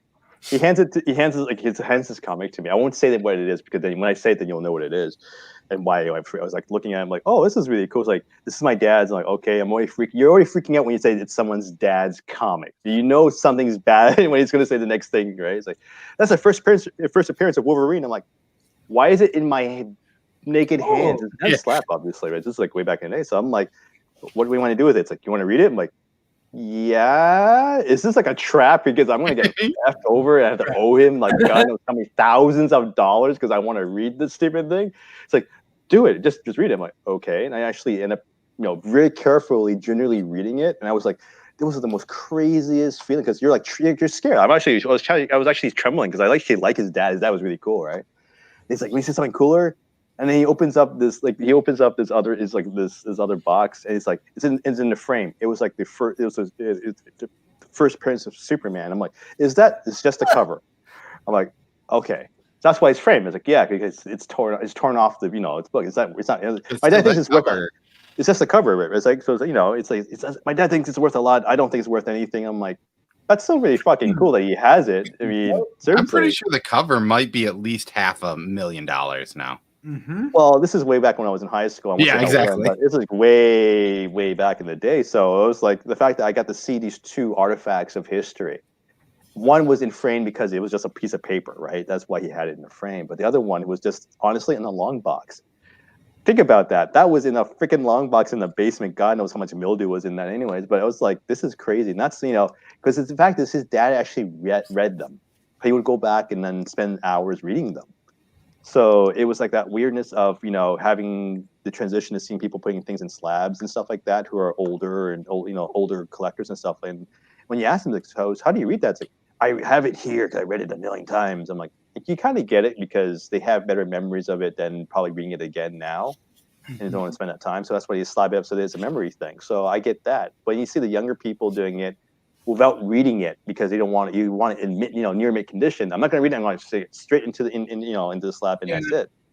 It kind of makes me go, did you enjoy the story? Because that's sort of my vocation. And if you did it, yay for the artist to make you want it, I guess.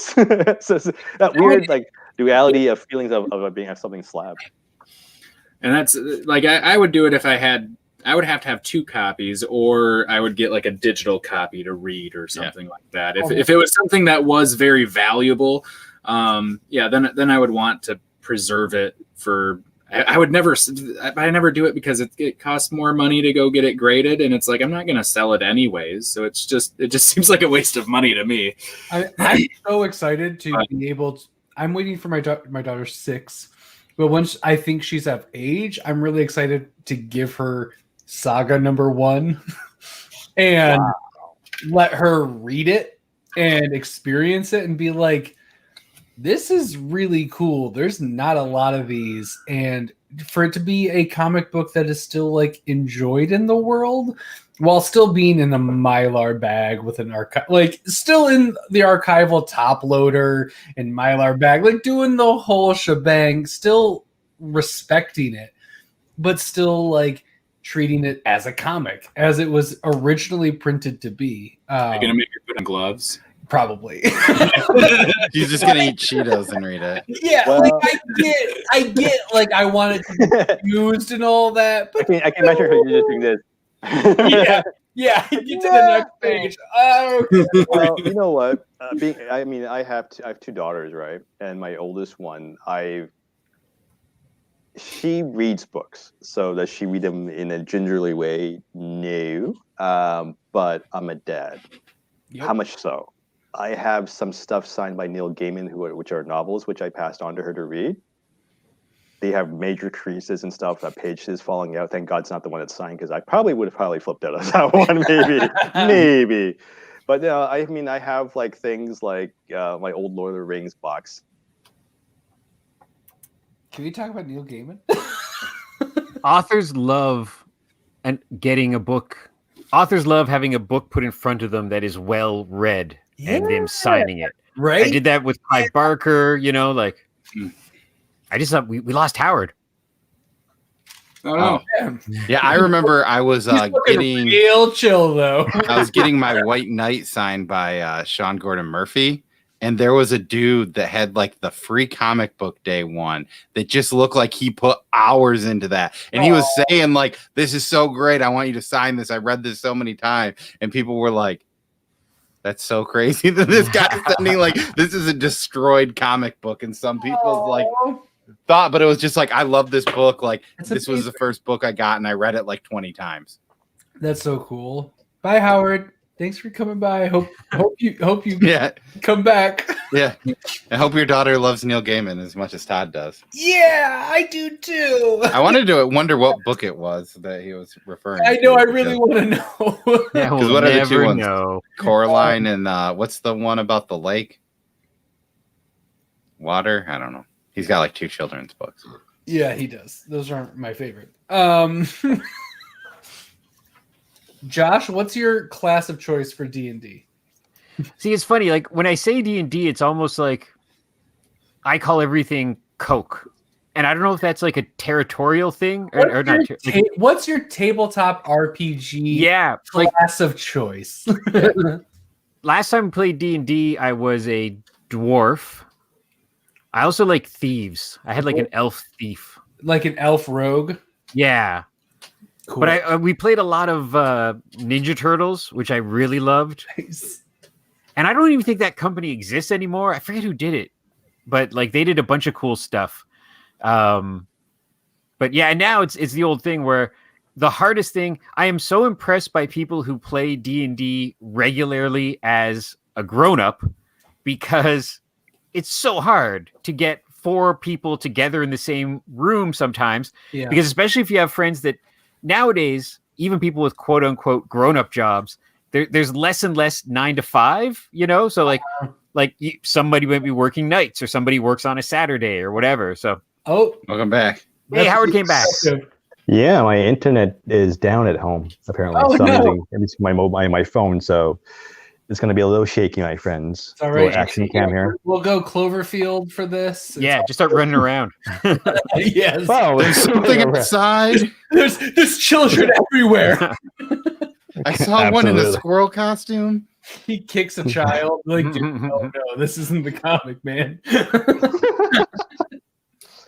But I guess in a way you can actually see some of the stuff I have behind me. I guess some of those people was always asking me, so that's some of the junk I got. I got that recently. My wife picked this up. I don't know where she picked it up a few days ago. That's a really cool thing. What else do I have here?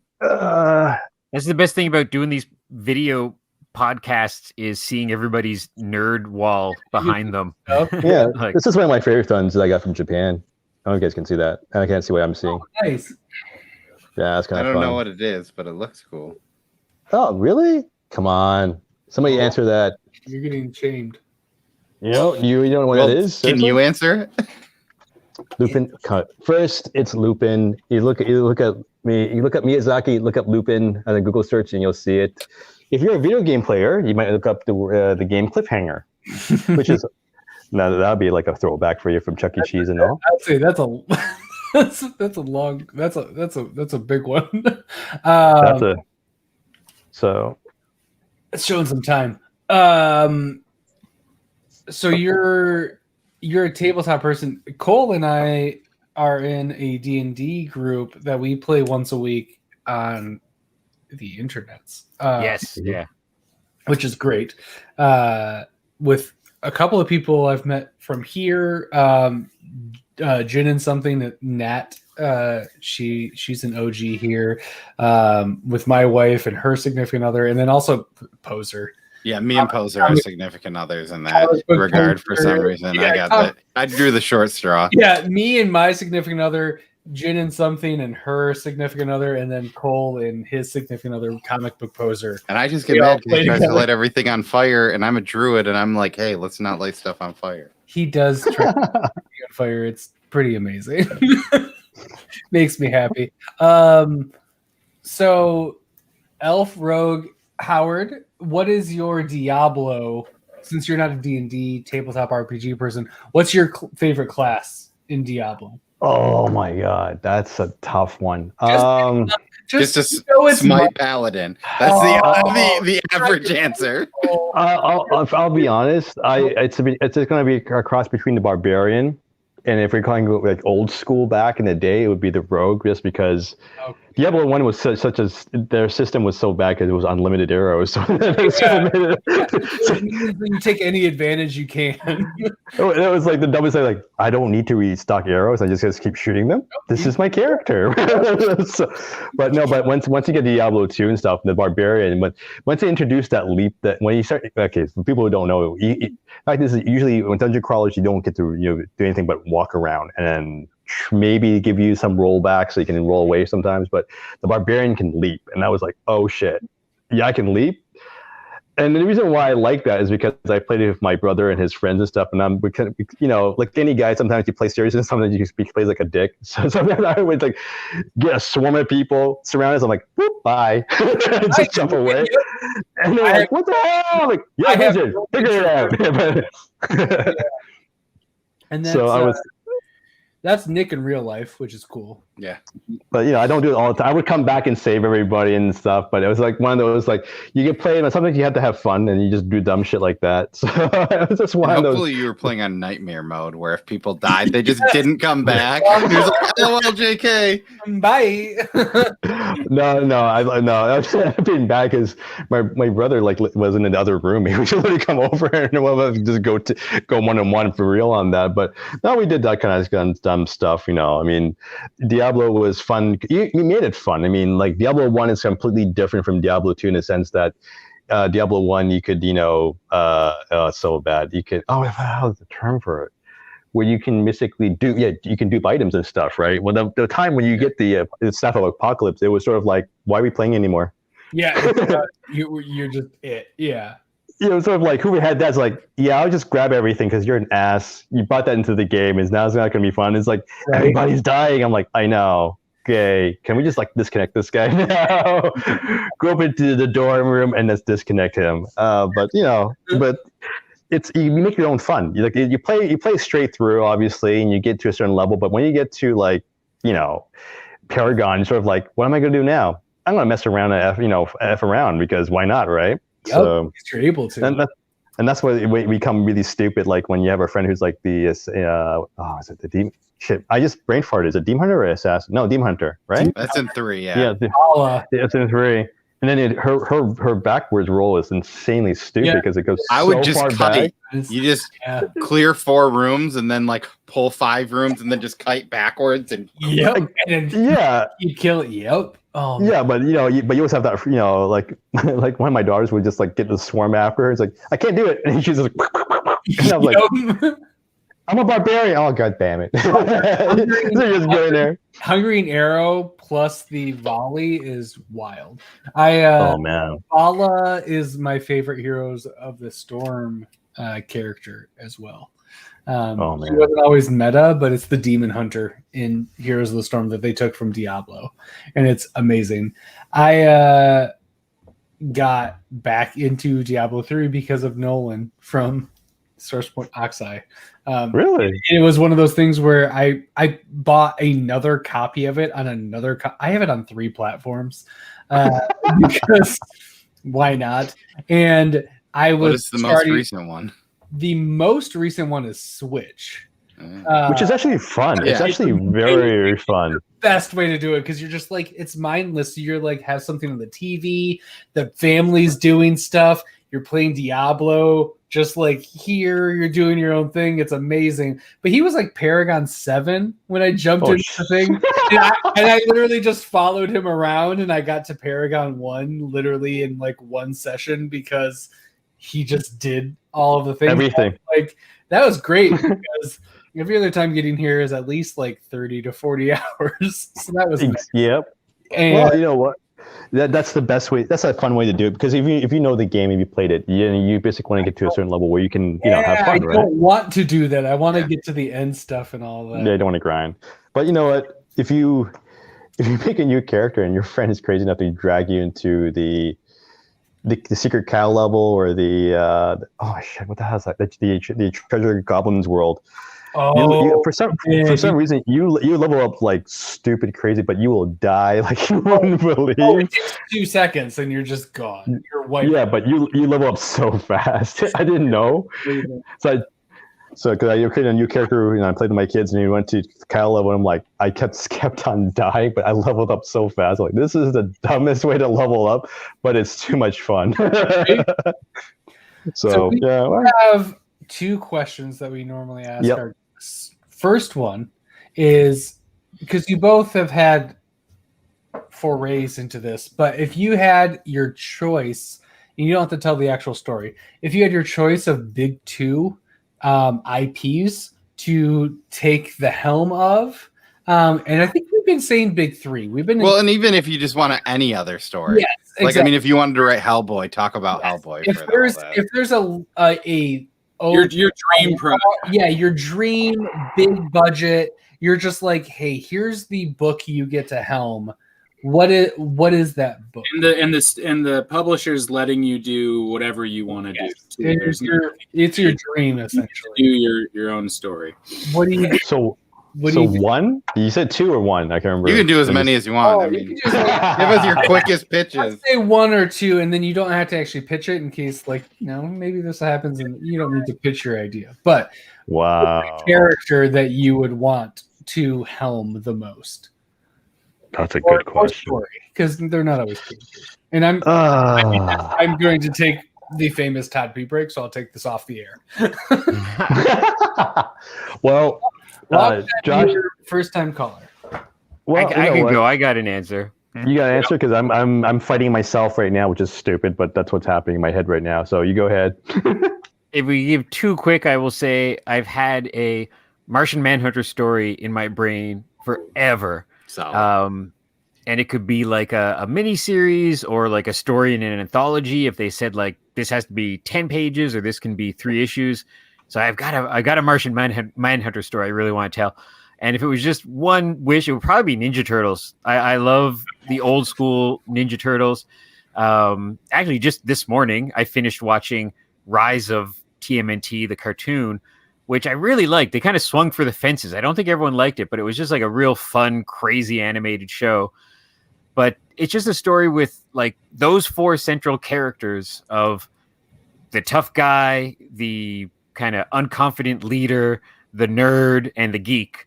And I just think there's a lot of fun little stories in there that, like a lot of properties, the reason they keep on getting retold isn't just for profit, but it's just because people keep on getting new neat ideas for them. So if they came to me and were like, we want you to pitch a new reboot of TMNT, I'd be like, okay, I want it to be all red headbands, and we go from there. So sidebar, favorite turtle. Ooh. Oh my god! My favorite turtle is Raphael, but I am Todd's Michelangelo. So happy, but he's not here. Michelangelo, yeah. I am Michelangelo, but I like Raphael the best. I think. When Todd comes back, tell him it's Michelangelo. Okay, yeah. Or if you want to answer that question too, you're more than welcome to. Yeah, I do. He's listening. He just commented. Well, if it's from the big, oh man. Or Okay, sorry, I was saying what- turtles first. No. Turtles is I'm gonna let Josh handle that because I think he'll do an amazing job, better Well, than you don't me. have a so. favorite turtle? Howard, what's that weird Marvel Favorite comic that we were talking about that was in the documentary with the animals? Oh shit! Oh my god, what's it called? You Disney have just did set that too. great miniseries with a bunch of Marvel stuff, and one of them was Was it the jokingly animals? repitching this bizarre old the Marvel team book. miniseries that was It's like the one with it. a dolphin one and a with- bear and a But they transform into vehicles and stuff. Yeah. Like, no, I'm not going to deep-root. That's your dream writing project. No, I can't. I don't know. I can even fix that. But Is it brute force? Brute force. Yes, brute force. Brute force is Howard's dream project. I'm putting that out there. To answer the turtle question, my favorite would be Michelangelo, for different reasons, and not necessarily because of the cartoon. So that helps, I guess. For big two, holy crap, I would say it sounds like a cop-out answer, I guess. One would be Batman, but not the way people would expect me to write Batman. So that'd be kind of interesting. It's sort of, oh man. So I'm trying to say it without pitching it because I still want to do it. It's like sort of. Fair. Most people don't tell us.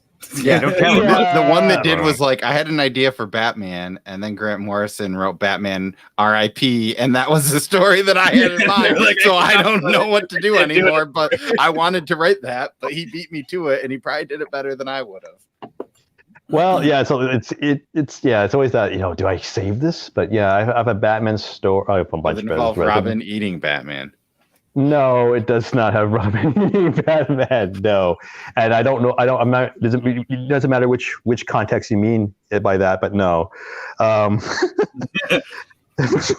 For Marvel, oh man, it's gonna sound weird, but if I could do it, if they would let me do it, I would. Oh man, okay, it's gonna be a weird cop-out answer, and it is one. It would be the same level. One would be X-Men. The way I would rebuild a team. I won't say how or why. And the parallel would be writing a whole, like maybe a mini series of the character I created for the Iron Man Hong Kong Heroes comic I did for them and Disney. Yeah, I was very disappointed that there was only the one on Marvel there. Yeah, well, the thing is, it was built originally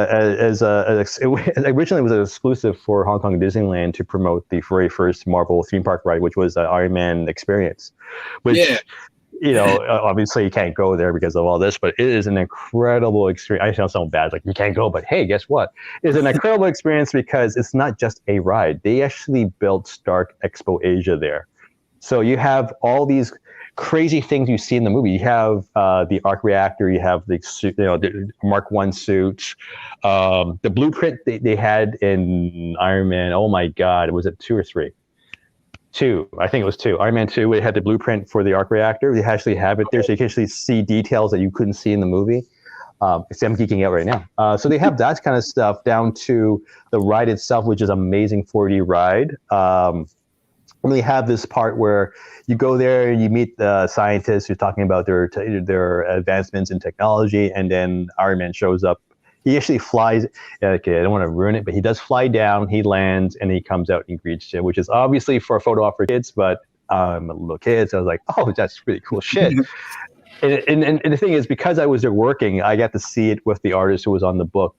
It was before we obviously started working on it, but it was part of our research was to do it privately. So we got to see all this ourselves. So it was no lie, it was just us. So that first experience was like, this is the most geekiest shit experience I have to do for work, where I'm have to not geek out but take it seriously, which is really weird because you're looking at shit that it's like, I want to steal this, I want to steal that, I definitely want to steal that, and whatnot. And it was like the hardest thing not to geek out. And the artist was being so cool. It's like, he's taking photographs. Like, it's for reference. Like, I hate you so much because you can do that and get away with it because you're saying reference. And I really can't do that. Because he was like taking selfies, and I'm like, yeah, what is it? For scale? Like, yep. So, but that's one of the things I would like to do is to expand her story, because some people who don't know it, that character is named Arwen Wong, and it's actually named after my eldest daughter. So I would like to expand that story, because I have a lot of backstory that I created for her, but I'd like to explore. So that'd be one of them. So that would be for the big two. Who do you consider as big three? Now I'm curious now. Well, we just do it. I mean, Image usually, but like. Image, DC, Marvel. And when we say that, it's really loosely anything. Like, Turtles technically are what IDW now. They used to be Mirage, but that's still a pretty valid answer. I mean, and that's why I kind of threw out the Hellboy too, because that's a dark horse. It's really whatever. Black Hammer. In that no. In that case, I would say anything with Star Wars. I don't care if it's all ages. Nice. If it's just Ewoks, I would write the hell out of it because. And at that point, it's Marvel now, right? Pull an Ewoks book. Yeah. I might pull an Ewoks book. Actually, Star Wars is with Marvel, but I think isn't who is it? IDW is doing does the all second events High. They're doing the second High Republic book. Yes, it's like High Republic Adventure. But I know that IDW also does like an Avengers book. They have some weird Marvel licenses. So weird to me. I don't understand that. Yeah. Why isn't Marvel just doing it? It's strange. I'm guessing it has something to do with like weird like contracts somewhere. You should be, but you know what? I can tell you how. Great, I would write the hell of it. But if I could choose a character from Star Wars canon to write, the first one would be. I don't know if you guys watch the show. I want to say his character name from the show to see if you guys actually watch the show. I would write the hell out of Appa's character. And silence. You guys don't watch Kim's Convenience then? Yes. Oh, I didn't know what you were talking about. I thought you were talking about Last Airbender. I heard Appa. Yip. Let's go. No, Appa is an OKCU Appa. So I would write the hell out of Captain Tevra for sure because why not? Nice. And the fact is, he's also in Toronto, so I maybe can sort of swing that and make him do some research by saying, "Let's hang out and have some coffee." No reason. So, but that'd be a cool thing. But man, that just popped in my head. Geek. Oh, this is really weird and geeky because I was in the Authors Festival in Hong Kong many years ago, and it was at one of the international schools, and then. I was waiting for them for some reason they had some technical difficulty stuff. I'm like sitting on stage and there's like 500 kids waiting for me to say something like, nothing's working at your school, so I'm going to sit here and wait. And this kid in front is like, hey, I'm like, hey, do you like Star Wars? I'm like, yeah, I'm actually wearing a Star Wars shirt. So yeah, maybe. It's like, so he's like, do you like Rogue One? I'm like, yeah, actually I like it. It's above all the new stuff. It's, it's pretty badass. It's like, and then he's like, shoot, I just brain farted his name. I'm so bad. Holy shit. Chirrut. Who plays Chirrut? Oh my God, I just brain farted his name. Donnie Yen. Thank you. So he said he was Donnie Yen's son. And right after that, the principal was like, everything working, let's go. I'm like, what? Is this kid like messing with me? He's messing with me because he's like, he has this like really, goofy smirk. I'm like, he's just messing with me, whatever. So I do do my workshop and blah, blah, blah. And he hangs out with me for a bit because he had some Q&A for some student newspaper. And then he buggers off. And then the teacher comes up to me. He's like, so, thank you for all thank you for your time. You know who that was? I'm like, what, Donnie Yen's son? It's like, how did you know? Holy shit, are you serious? That was Donnie Yen's son? Seriously? And she's like showing me photos on her phone of, of him in the school. I'm like, so when does he get picked up? Just, dumb question. I had nothing to do in the afternoon.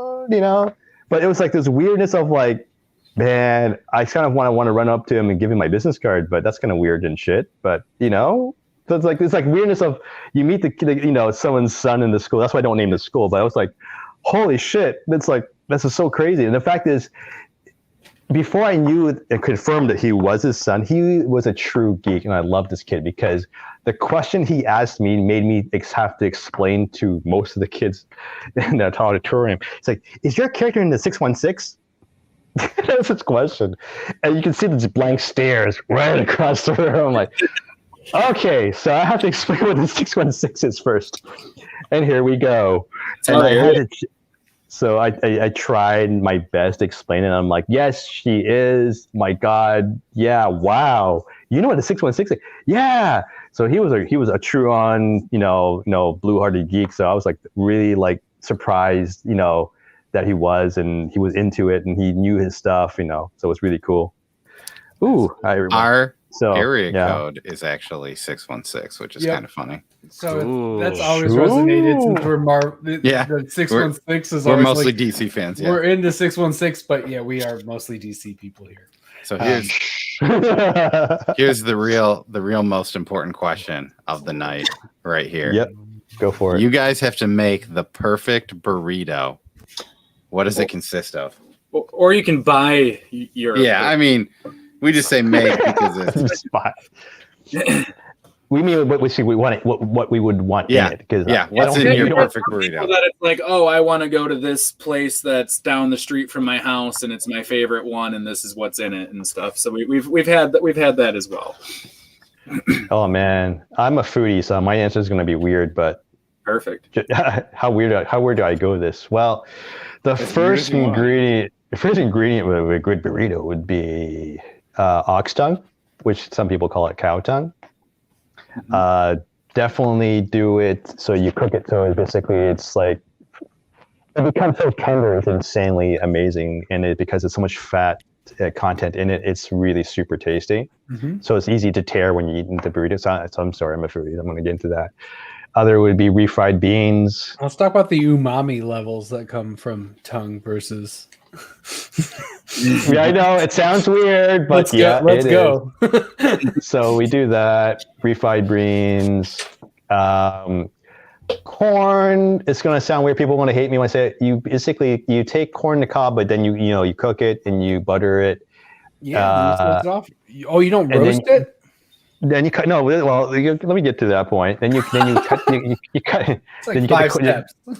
Then you take the corn off, and then you fry it with some shallots. Ooh. And then you stick that in there, and then some. Well, I guess because of air fry, I would barbecued garlic into it, and that would be the base before I add it. But obviously, there's sauce and stuff like that, but I don't want to go crazy. But I think it sound weird, but one of the secret sauces I put in is Korean barbecue sauce in one of our burritos, and it tastes really good. Not a lot, just a couple shakes. I would say you're doing that, and then you throw in any like kimchi into your burrito. No, the thing is, I don't, because kimchi is. Just go overpowering. Oh, that's what I'm saying. It's literally just a kimchi burrito at that point. Yeah, that's not gonna. I'll start out really nice, but it won't be really fun after the middle. That's everything that there is. Yeah, because it's so overpowering. But yeah, that's probably one of my go-to burritos. I have a plan B, but that would be like. I've done this too. It's sort of, like fish tacos, but in burrito form. Nice, yeah. Seafood burrito, essentially, yeah. Yeah, but with fried fish though, and not fried squid, but fried fish. I tried fried squid before and try to do it. That's a bad idea because it's hard to bite through it. And I would say it'd be too chewy to get actually the full bite because you would have to pull the squid out as you're eating it, and it wouldn't be. Yeah. Oh man. And the way I'll teach you how the way I cheated it was getting, fish and chips, and we had like one fish that was left over, so I stuck it in a burrito and I ate it. And I was like, "This is a new thing for me now." Nice. So that's how I found that one out. So there you go. Awesome. No, oh man, that is definitely top tier burrito for me that I would want to get into.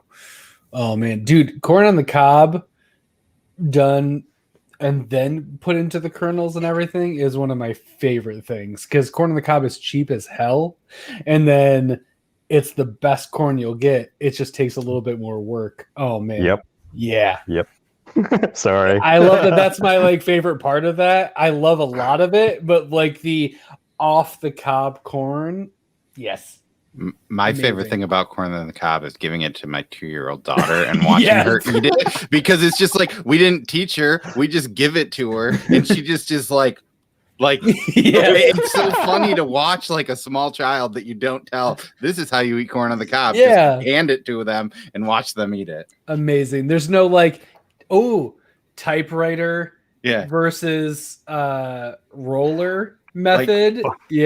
She holds it so the cut side is on the top, and she's just taking she's going vertical. I just hold this and amazing. It's working. You're getting you're doing an all right job. Oh man, that's amazing. It just takes random bites out of it, and it's like, all right, if that's how you want to do it. The Jackson Pollock of corn on the cob. I love it. All right, Josh. What is your perfect burrito? So I'm from Ottawa, which is the Mecca. Mexican food. It looks like a burrito, but Ottawa is the shawarma capital of North America. Oh, yeah. Because and it's actually interesting. It's like just the same way that there's this really great documentary called The Search for General Tao. And it's all about why every single small town in North America has a great Chinese food place. Yeah. And it's because immigrants just got like randomly tossed into all these weird little towns. And so like you'll find a little one-horse town that has the best Chinese food ever. And that's why. So Ottawa got a big Lebanese population. So we have a shawarma place every block the same way that a cliche downtown city has Starbucks all over the place. So not quite a burrito, but the shawarma, that shape, that wrap shape. And I'm vegan, and Lebanese food is a really great vegan by mistake culture. So I can get a mistake. Yeah. And so I can get, so like they don't use dairy in their sauce, and I can get a falafel shawarma, and it's all good to go. And then I get potatoes with it, and they cook those in oil and with the sour cream, and it's not like dairy sour cream on there. And so that was the first thing that came to mind when I saw your logos too. When we started talking about burritos, it's like, I don't got a good burrito answer, but I can go into shawarma. And I've been in other cities, and you don't realize that your hometown is like a fill in the blank for a type of food. And I'm sure there's examples everywhere for this kind of thing. But I've been in I think it was in New York, and somebody who was at Ottawa Comic-Con at one point asked me, as if shawarma were some like pot of gold thing, said, "Oh, do you still have that food in Ottawa?" And right away I was like, "Shawarma." And he's like, "Yeah, those are really good." And I was like, "You're in New York and you can't find a shawarma here? I'm sure there's one somewhere." It seems like it should be there. Yeah. Oh man, I can attest that Ottawa has really good shawarma, because when I visited Josh, awesome. She took me to a shawarma place, and I'm obviously a meat eater, so I can attest that it is pretty badass there. It is insanely good. If you're a meat eater, they've got the for a vegan, the grotesque 6 foot of chicken on a spit. And they ninja sword it off, you know? Yes. So yeah. Oh man, that sounds amazing. Yeah. What's your amazing. I love it. What's your favorite vegan thing that's emulating something that isn't vegan? Well, we're in this, like, I haven't, but I would love to talk to somebody who has been a vegan, like a senior citizen vegan. Because I imagine being a vegan, someone from the 60s that held true. That's my post-punk band name, Senior Citizen Vegan. Senior Citizen Vegan. That's my pitch to Dark Horse Comics. That's my new comic. Amazing. They're just emaciated because they didn't have a lot of the resources that we do now. Because there's a cliche. You'll hear people who stick their nose, and I'm not going to throw, like, Todd, I'm not going to like throw red paint on you if I see you eating a chicken shawarma. You know, like I'm not like hardcore. You probably won't, because I'm married to a vegetarian. Oh, and I constantly have to cook for one. So it's like a whole thing. I can't more relate to you unless I was a vegan, because I constantly have to cook like I'm one, because I'm the cook and the chef of the relationship, yet I am doing it for a vegetarian. But like, so I really appreciate it. So like, she's the vegan by mistake then. Yeah. I stumbled into the Samuel L. Jackson Jules role, where he's like, well, I'm dating a vegetarian, so I'm basically a vegetarian thing. In Pulp Fiction, he says that, and I couldn't relate more. Every time I rewatch it, I'm like, man, I feel you. I'm basically a vegetarian because I'm with one. Except for the time that you made ribs the other night. No, I do have I do subscribe to Butcher Box now, because I realized my protein levels were super shit. Well, it's like, nowadays it's not hard, because like I co-own an indie cinema here in town, which is named what? And where should they find it? Mayfair Theater. And we have mayfairtheater.ca. If you happen to be strolling through Ottawa, we do a weekly podcast as well, Mayfair Theater Podcast, that people listen to. Even we just, a lot of times it's one of those podcasts where we talk about something else for 45 minutes or 30 minutes and then go, oh wait, the movie's this week, and then we talk about those. I can't stand shows that do that, where you have like a thing you're going to talk about, and then you talk about something else for 45 minutes. It's ridiculous. I don't know why people watch and listen to those things. It's fucking crazy. I can't imagine being a part Like of if you're gonna watch a show about comics and they're just talking about yeah. the whole time. Yeah, or D&D. It's D&D. like, what the hell? That's not why I came here. What's going on? Someone's furious that I'm about to give a bunch of like vegan recommendations. Oh, I love it. No, let's do it. But like, so if I stand on the front step of the Mayfair, within eyesight, we have a Vietnamese restaurant, which is all kinds of stuff there is easy. Across the street is an amazing place called House of Targ that is a pinball rock and roll club. And their tagline is pierogies and pinball. And they have pierogies ranging from with bacon to vegan. So that's vegan right there. And then we have a little coffee shop that has all kinds of vegan pastries right across the street. And called Black Squirrel Books, a great little bookstore. And then we have like a chain like Panago Pizza, and they have vegan options there as well. So that's just like that I can see from the front steps of my cinema. So once upon a time, that wouldn't be like that at all. So now, like, I'm surprised more and more places aren't vegan because like there's been great little like social media jokes, whoever was running their campaigns, but like A&W, when they introduced their Beyond Meat burgers, they ran out, like their warehouse ran out. And KFC, as we speak, has a chicken burger, and the same thing. They can't keep it on the shelf. So I have friends who understandably are like full on, like don't like fake meat or anything. But I almost think that kind of tricks, I genuinely, not a joke, I think that kind of tricks my lizard brain because I've never been like, it's 3 a.m, no one looking, I'm going to eat some bacon. Because I eat fake chicken burger from KFC every once in a while. So, yeah. It scratches that itch to let you not be so tempted because I was with a vegetarian for many years before my current vegetarian. It's ridiculous. I don't know how this has happened to me. How does it type? I have a type, and apparently it's vegetarian, which is I'm the grandson of a cattle farmer. This gets better and better. It doesn't. As soon as Canada will allow us, yeah. 30 Oh man. Americans back. My God, I couldn't sure. wish. I For couldn't some wish shawarma in a movie. this. I already always wished that I was a Canadian, and the last like year and a half has cemented the fact that I wish I was a Canadian. We're um, in Michigan, and we always kind of like We're kinda like- basically Canadian. Oh, Let for us sure. in. I just We're visited there. my wife and I about a year ago, right before this all went down, visited Seattle, and a little while before that, we visited Minnesota. And Minnesota. Oh, I love Minnesota. If you took the border and just made it a little bit lower, and we just took all those northern states, no one would notice. We're like. We were in Minnesota, and it's like snow and hockey fans, and everyone's polite. I was like, "Yeah, I think this is Canada. I think they just didn't tell anybody." The best sports team we've ever had is the Red Wings. We're already Canadian. Like we're primed for it. We are Hockey Town, USA. We have no pride in our other sports teams. We love the Tigers them. have been all right. So have the Pistons. The Tigers they've had their shining moments, but the Red Wings have been the best overall.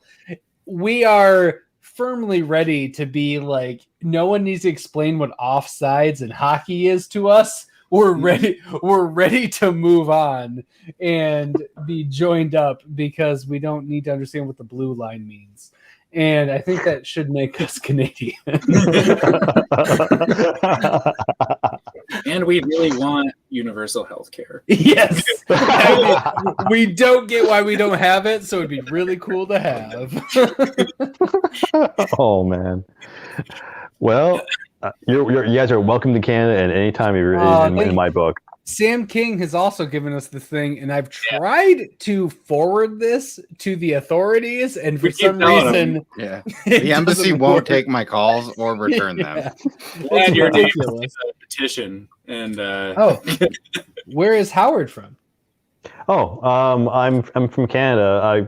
The closest city that I live to is Toronto, but I don't live in Toronto. I live in a town outside of Toronto, which is about 45 minutes north of it, and most of the comic book people I know from Canada are in downtown core Toronto. So the closest, I think it's going to be interesting. Because I actually looked up and talked to my friends, like, who lives up in my area who does comic books? Seriously. And it's just, we had a conversation with a bunch of guys and gals, and then Mike Namunda was like, I live up there. Like, we're the only two who lives out here. I don't answer. So it's like, and we like, are you sure? And we start naming restaurants that we'd like to eat at. And we were the same restaurants. I'm like, oh my God, you went to the fried top. It was like, I mentioned the name of the restaurant because we do like to go there, I guess. I shouldn't. I don't know. It's a place where you fair, we have one Canadian, and I think who watches. So you probably won't get swarmed. You probably won't get swarmed. Yeah, well, it's right now it's all locked down and stuff anyways, but we were planning to go to the Fishman, what the hell is it called? Fishman Club, I think? Ooh. Fishman. No, I'm brain farting the names because I've been up for 20 hours. Well, if you look up the word, if you look up, if you look up Ugly actually, it's on the episode of Ugly Delicious. He actually went there, and it made it really impossible to go there and walk in without getting a reservation now because of that. But in Ugly Delicious, they show this place where you have a tower of fried lobster. Ooh. And it's like they break it apart. You know, it's not like one giant lobster. It's an Asian style, Chinese style. So they basically cut it up so all the meat is accessible, but it's all fried and battered up. And underneath it, it's basically fried. They're called. They're tiny little fish. I forgot they're called now in English. But smelt. Yes, no, it's even smaller. They're actually smaller than the smell. Smell would be awesome, but it was smaller. So instead of like French fries, they have a bed of that. So there's a giant fish to go with the giant amounts of lobster. But it's a tower lobster, so they stack it so it's like a Jenga thing. So here's a break from your amount of lobster with a little bit of fish. That sounds amazing. So like when I talked to Mike about it, it's like, man, I'm looking at a picture of this thing. Yeah, you can show it because it's. So you should show it because. Let's see this. So it is. It's this. It was on Ugly Delicious for a reason. It looks gross, but it tastes awesome. They have a crab version of it as well. This thing? Oh, yeah. It's like an onion loaf that we will have here, but Jenga version, Lincoln Logs version. Hell yeah! Yeah, so they have like a crab, like a Vancouver crab version of that, which is like Dungeness crab, with another name for it, and then you have like the giant lobster version, which is insane. And for us, I do it, usually for my dad's birthday and stuff. We go there for celebrations, or sometimes you just feel like celebrating a little bit, and you go there for lunch, and then get really you get food coma. Yeah. I don't care. I won't lie. You can go there and eat that. Your 6 foot party sub is a tower of lobster and fish. Yeah, pretty much. Yeah. Awesome. That's better. So that's when we talked about that place, we knew that we lived in the same area because everyone goes there. So it's like, so you live near me because I know that you like that restaurant and I like that restaurant too. That's awesome. So that's cool. So that's where I live. I live in a town outside of Toronto, and it's in the suburbs and whatnot. And I like it like that. I mean, I always lived. I only lived in downtown Toronto when I was in school, pretty much. So I did live there for a while for 4 years or so. 5 years. Sorry, 5 years. So downtown core and stuff like that. Back in that time, I knew it at the back of my hand. But now with all the development stuff, it's like Skyline's completely different. It's really bizarre. So also, it's very expensive, which I have learned from Property Brothers and Love It or List It. HGTV has told me that Toronto and Vancouver and these downtown places are very expensive. It's like I'm a barista and I am a part-time substitute teacher, and their budget is like $650,000, and they're forced to like renovate a $150,000 like crack house to look to be a house. It makes me, because we're pretty close to Toronto, and it's like one of those things where it's just like, well, Detroit is like you just like go like right there, and then you go over, and then you're like in Canada. That's cool. And it's like, oh yeah, you really need to be on the outsides if you actually want to be able to like afford to live, which is how it is here too. Yeah, well, it is what it is, but exactly. I love Toronto. I mean, Toronto's a great city. I love it. I just couldn't afford it, so I moved up north. Yeah, no, exactly. It's why we live right on the outside of our. Yep. We live in Grand Rapids, technically. We're just outside it, so that it's not ridiculous. Oh, there you go. I literally live just outside it. If I walk through my backyard, I'm officially in Grand Rapids. Yeah. It's that far away. You just have to literally jump to it. I love it. So you can throw snowballs at the Grand Rapids from where you are. Yes. Nice. Yeah. Pretty sweet. Wow. What's crazy. Your guys's as it's been known, this is my boy. I love my Green Lantern. What's on your guys' pull list that you're excited each week? Oh shit. There it is. I always have to have it handy. Wow. And I'll put mine on the proper finger. Mine doesn't fit on that finger. Yeah. That's what's up. Mine's in a box down in the basement. In brightest day and damnedest night. It's slabbed. I get it slabbed. Yeah. Do you guys have something? Because we are, man. By the way, you guys are welcome. This is like an hour. This is like an hour late.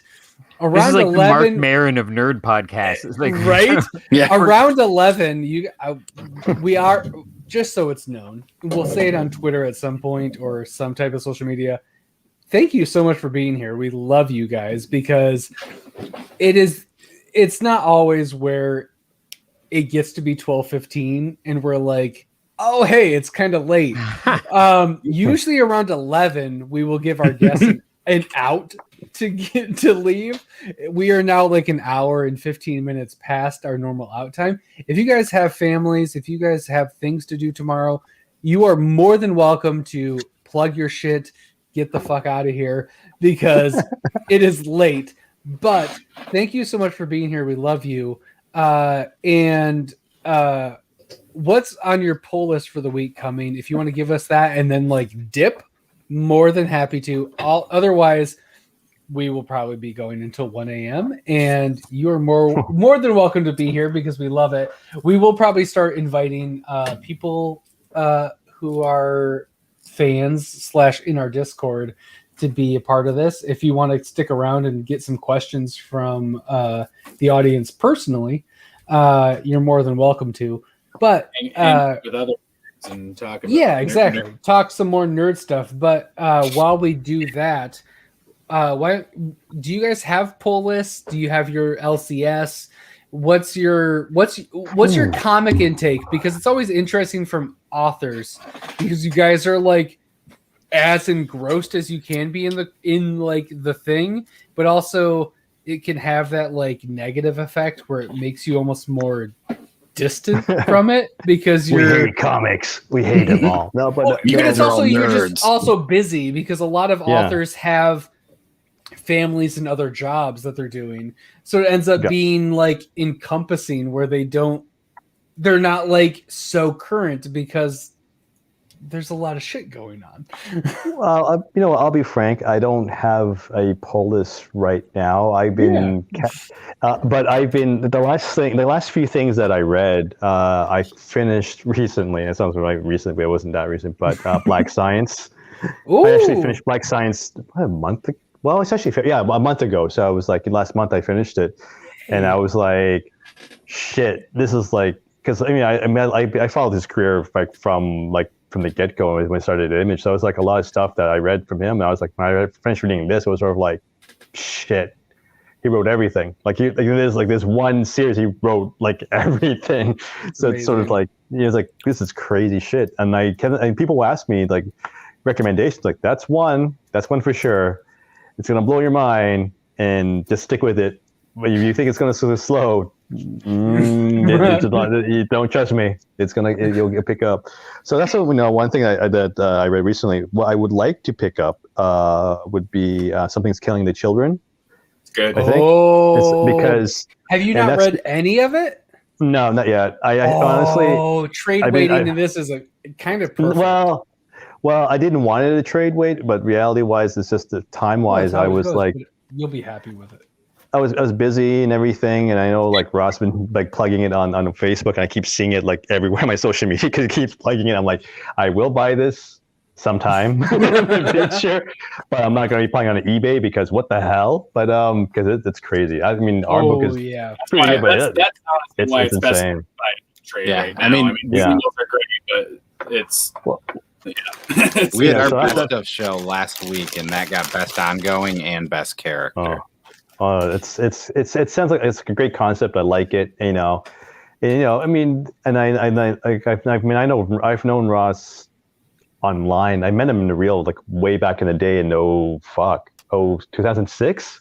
No, before 2006, 2007 when he was doing cons back in the day by himself, like way back in that time. So I've known him since then. So seeing his boom become boom, right, and stuff, and knowing but it is boom, right? boom. It's great, right? No, it's boom, boom.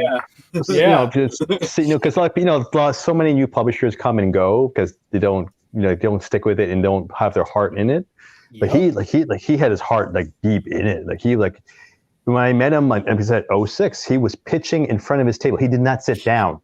There was chairs there, but he never sat. He was in front of his table, which showed me what kind of person he is, what kind of love he has for the properties that he's representing with his publisher, right? So I mean, I've just basically just talked to him like on and off like throughout the years and stuff, and I know that this is one of the things that he was pushing really hard because he really liked the property. So I know that's something about it that definitely sparked his interest, which sparks my interest as to knowing why he likes it so much. That's why I want to read it. So that's on my future pull list. I feel kind of cheating because it's not my Wednesday pull list is kind of coming up. That's one of the things I wanted to read. The other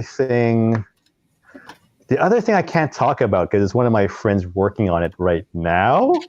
So I can't talk about it. It's from one of the big two, so I can't really like go into what it is because it's not out yet. So that's in their future pull list too.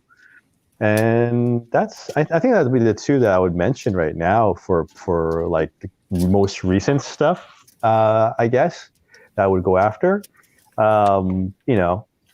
Yeah, I think that'd be it. I mean, because the only other thing I would have bought if I was crazy enough would be buying my own book to and I'll see if I can do this because what I usually do, and I won't. And this is a funny thing. I purposely don't mention the shop until after I do it, because to see if they're cool with it. Is I usually buy a copy of my own book and then leave it on the shelf, so that if the owner or manager or person working there sees someone who's interested in it, that they can give it to them for free. That's cool. Oh, that's pretty cool. But because so right now, unfortunately, the area I'm in, I think we're opening up maybe next week. So I can't promise that that's happening. That's why I haven't done it, because it's sort of like where I live is we've been locked down for how many weeks now, and how many and it's been terrible, right? So I'm not sure if we'll open up next week. If we do, I will do that. So and then once I do that, I'll let people know, because if I say that now and they can't get there, it's kind of weird. So hopefully that works out, and then somebody will pick up a free copy of at this point issue 2, unless they have a copy of issue 1 in that shop, and then that's how I roll. So it makes it special for somebody who's not necessarily wanting to get that book to take a dive into it. Yeah, no, it's very cool. Nice. So Josh, what is on your post? What's on your poll? The last little while, or recent past, I really like Mike Allred, so I got X-Ray Robot. I just read that. I think Nick just read that. Oh, so good. So good. A lot of Dark Horse stuff, just coincident. Like Hellboy, I always like. I got the Bill and Ted miniseries, which I thought was super awesome. Grant Morrison's Green Lantern. Yeah. Okay. I've loved Grant Morrison forever and a day. Oh my god! So have you read season 1, Black Stars, and season 2? I haven't read all of I'm a couple issues behind, like sitting on my shelf, but I've read But all you've season read- 1. Yeah. I love Grant Morrison. I like. Me too. And the He's fact my that Justice League. yeah, and he got to, and they let him have Green Lantern, which makes me just so happy because it's perfect. Because Green Lantern would be like in the middle and just kind of terrible right now with everything that they're doing continuity wise, and it's a perfect time to have just Morrison be like, I'm gonna take Green Lantern, I'm gonna run it, and it's gonna be wild and crazy and ridiculous, and it doesn't have to do with continuity, and it's just a perfect time for Green Lantern to be like off to the side, elevated. Yeah. Yeah, I mean, you get people like me that aren't going to probably ever read Green Lantern, and it's Grant Morrison's on that book. I'll buy that. Yeah, let's do it because it was never gonna do well with all the shit that's going on right now. Liam's art on that Oh book my is God. absolutely insane. Absolutely insane. The fact that he does all of it is just crazy. It is Because it's that guy so is different. It's a my favorite thing about Grant is that he's this crazy big brained, you would assume like pompous elitist, better than us nerd, but he loves writing for the monthly comic. He loves continuity. He loves the universes that he works in. And having met him briefly, he's like the nicest down to earth guy. Like you would think he'd be some kind of crazy Alan Moore, but he's not. And Crazy Alan. Is he So when he can't- met you, did he cast chaos magic on you that maybe made you think that he's better no, than but he really drew me a is? picture of Batman, and I don't know why he's not. If you've ever seen Grant Morrison's art, like he could be a comic artist. It's strange that he's not. And he drew. Was he doing for everybody? Was he doing Doom Patrol all the time? Because that's such a. It seems like a Morrison thing to do. Like, I'm gonna draw you Batman while I'm doing Patrol. Or like his character in Animal Man is just drawing Batman while he's talking to Animal Man. Yeah, like I'm in DC continuity now. Yeah, this works. Yeah, and I'm addicted to the Marvel Unlimited app. My wife got it for my birthday for me a couple years ago, and I'm like, this is the present you can just get me for the rest of my life. And I know it's true. It's it's not supporting brick and mortar, but it's mostly books I wouldn't have gotten anyways. Yeah, it's for the back stuff. Well, that's what I have it for. I love and so on that I love Dr. Aphra from the Star Wars corner of the universe a lot. Cool. And I just read like 25 issues of Chip Zdarsky's Daredevil in a row, and I think that's pretty fantastic. So it's nice that the big mainstream guys can still do.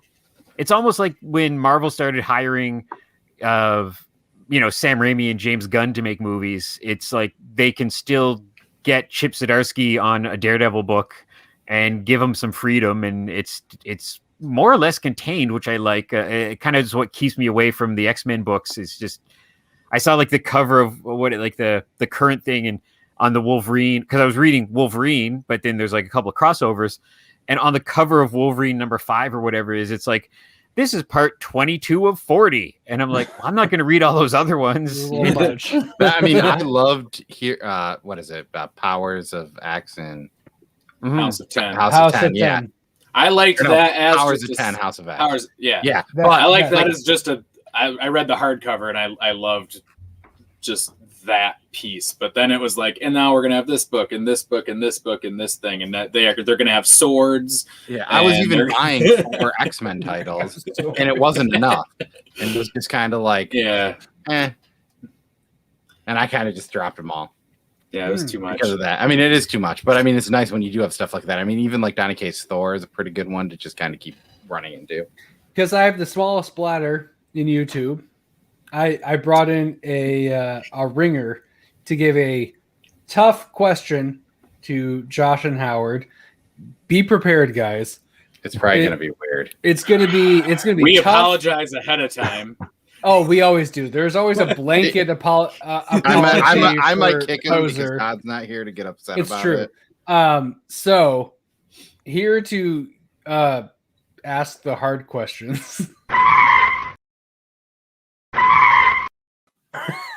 Comic book poser. I'm awake. Proud of you. Who hasn't fallen asleep? No, I went to go get my 2-year-old to pee, not in my bed. And there was a Discord link, and I was like, "Oh, it's that kind of party tonight. It's on." Yeah. Poser is the one who has been so graciously this evening posting all of the links for us for our shop and for all your guys' stuff too. So thank you so much, Poser, for doing that for us.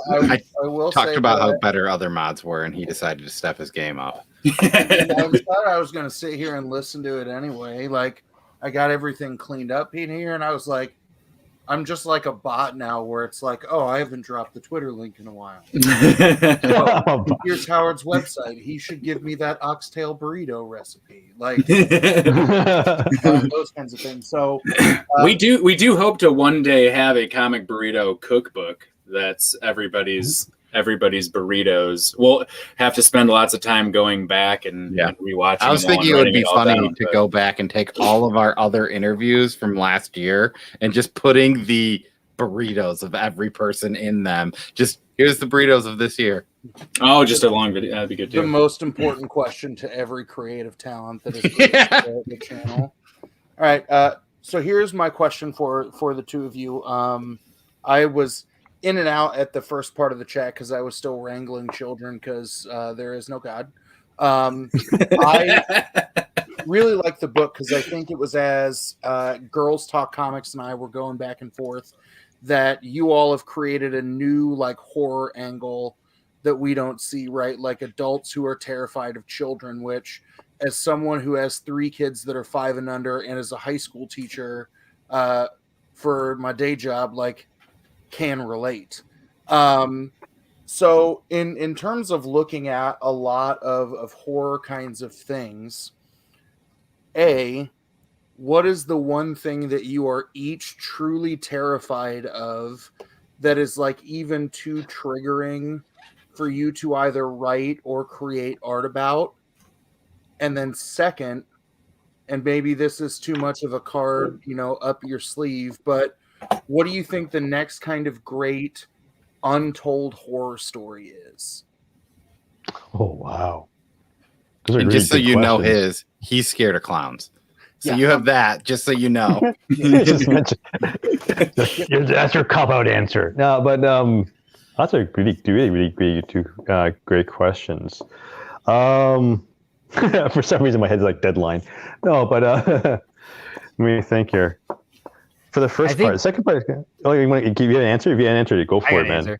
I think it's more of a like I don't have any like any like clowns or rats or mice or whatever, but it's something you think about every once in a while, and I'm always like there's so much bad out there, especially this last year. It's bad, and we all have bad things that have happened, and so just day to day, I think like this is like a giant existential answer, but like every day that something horrible doesn't happen is a miracle. Like just for you personally, like, with your friends and family. And so that's, you're always dreading that phone call. You get a phone call. My friend made a joke where the last time I talked with my friend on the phone, because we all text nowadays, was a couple years ago. The phone rang and it hit me that was weird. And he was phoning to tell me that Prince had died, because he and I are both big Prince fans. But that's when you get a call. You get a call when something horrible happens. And every once in a while, like when the phone rings, like, I mean, I've been with my wife between dating and marriage for nearly a decade. And we've talked on the phone like once a year. It's so weird, right? But so I really have that fear of just like the normalcy of something bad happening to your friend. Like, and it's horrible, bring down the show, but it's going to happen sooner or later, right? But so for that kind of biographical horror is something that's on the brain every once in a while. That's cool though, because like it's the kind of stuff that I think people in our generation would relate to, right? Like we lived through the death of the landline, where now only like my parents have one because they got it bundled with their cable, and my neighbors have one.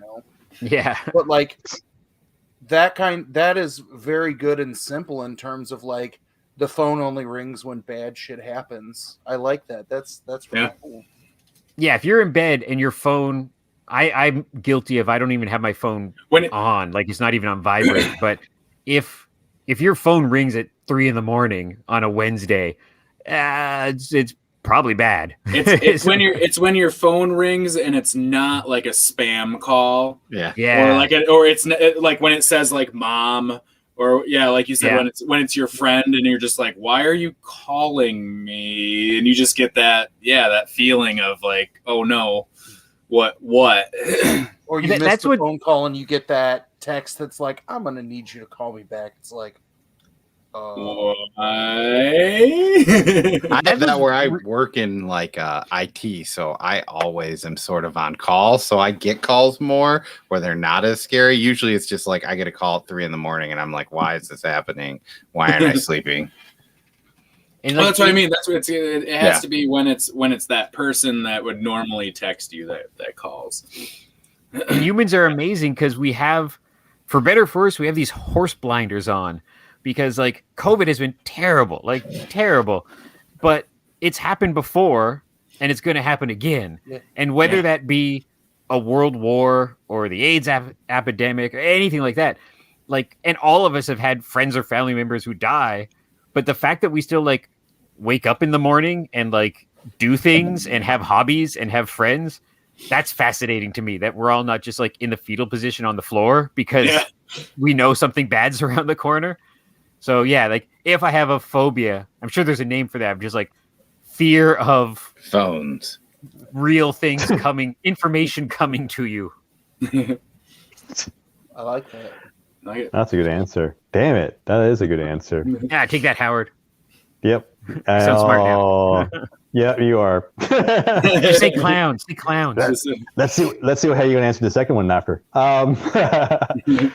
For me, wow, actually, because I have kids, it's really weird, I guess, when I think about it. The moment I realized I was a dad, when my first one was born, I was the happiest I could probably ever be next to marrying my wife.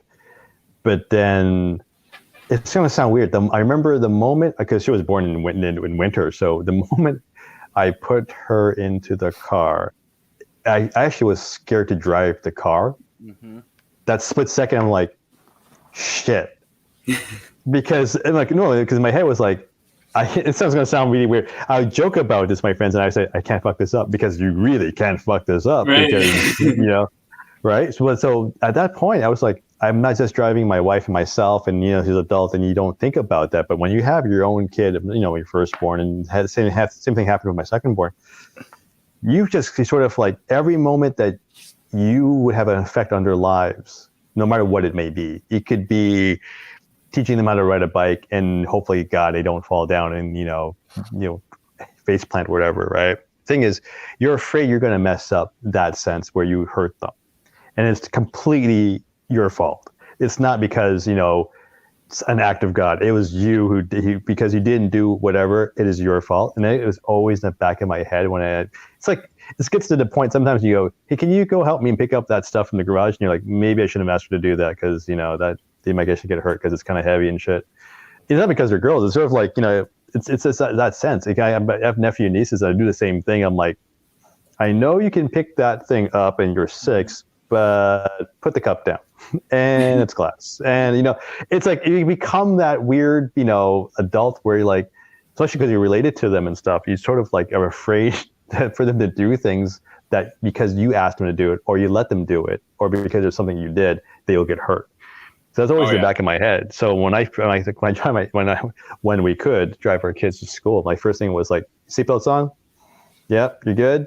Right? Then the engine goes on. It's always been like that since day one, right? Because it's always a weird thing in my head. I'm like, I don't want to be that dad where I'm like, I am like the king of like anxiety dad, like coming up with the absolute worst case scenario of what's going to happen to my kids if I just like let them go sledding at the hill down the street, or whatever it is. It just constantly being like, and with the simple stuff like that, like, can I go? Yeah. We live by a wooded area that they can cross through the trails, and go to a friend's house kind of thing. And it's like, can we go play? Man. And it's like, sure. And they leave, and it's like, what if kind of stuff. You know, that's walk through the woods. It's like, we're all from that like slightly less helicopter-y parent kind of generation where like I could go ride my bike for like 12 hours and my parents would be like, oh, okay, you're home now. And now we're all like, don't fall. Don't do this. Don't do this. Don't like not the micromanaging kind of like helicopter parent, but like the safety net parent. Like, I don't want you to jump, you know, your fucking shitty Walmart mountain bike and break an arm. Like, I did that and I grew up fine, but like my fault. I wasn't watching you. That can relate. Yeah. Good answer too. Yeah. Wow. Usually when I don't watch my daughter, she winds up in a kitty litter box, like grabbing a turd, like, Dad, look. And like, gosh, why did you do that?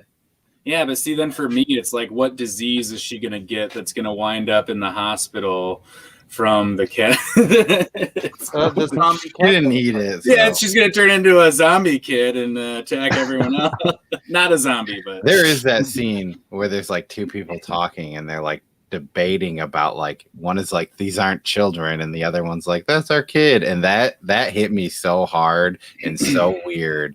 And like, I assume that had to be a thought that you had when you were talking about like how. That character is named after Michigan native Ted Raimi. Inside scoop. Nice. There you go.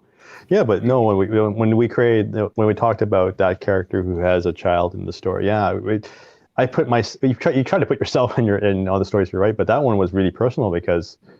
What do you do? It's always that, what do you do in this situation? But it was because things are going to shit hell right now in front of you. You see what's going on. Your wife is beside you. You see what the kids are doing. Your kid is definitely not well. Do you go and try to save your kid? Can you save your kid? But your kid's right now chomping on someone's face. So, you know, you sort of like in that weird zone of like, what do you do? That's what, you know, when you read it, you'll see if you guys pick it up, you know, and read it and stuff, you'll see where that progression goes, because it was one of the hardest characters to write. He's not like a hard character to write, but it's one of the scenes that we threw him into was really tough to figure out the right balance, because if you go one way, he becomes a real a-hole. He basically doesn't give a crap about his kid, then it doesn't work. Then he'll just go to town with all the kids, you know, at the get-go. But when he has something invested for, you know, he actually loves his kids, he loves his wife. It's like, man, can I do this? Can I go that? It's that question when I asked Josh before. I'm like, these characters have to ask that question. It's like, how far can they go? And if they do step past that line that they put for themselves, what happens to them? That's what I want to see in our story. You know, that has to be one of the things that we do. So I put myself in some of the shoes of things that you see, and I was like, it got really dark and scary sometimes. And you know, thank God, it sounds bad. Josh doesn't have kids. I'm like, so this is my thought and thinking from a person who doesn't have kids. What do you think? And then that was a good soundboarding, because when you're a parent, you only think one way. It is only one way. So having someone who, you know, has kids around them from, you know, nephew and nieces. I can't remember if you have just nephew and nieces. I have a lot of fake nephew and nieces who. That's just creepy, but okay. So that's all my friends. All my friends who are like my siblings. Okay, so not imaginary. That's good, because when you said fake, I wasn't sure. Do you see any nephew and nieces in the room now? They're around, right? You can see them. So yeah.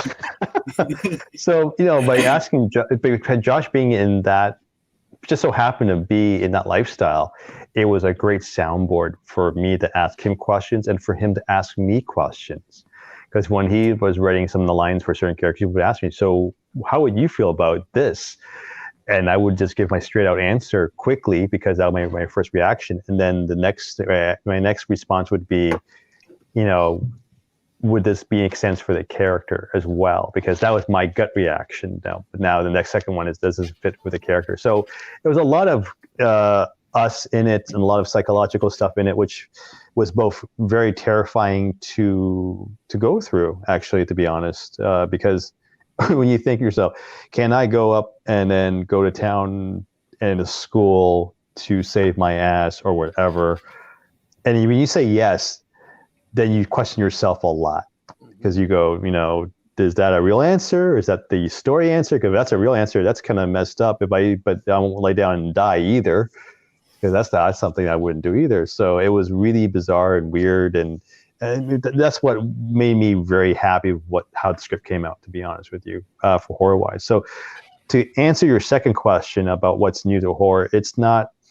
We've been through the splatter porn and what have you to shock. I really hate shock scares, actually, because it's been done.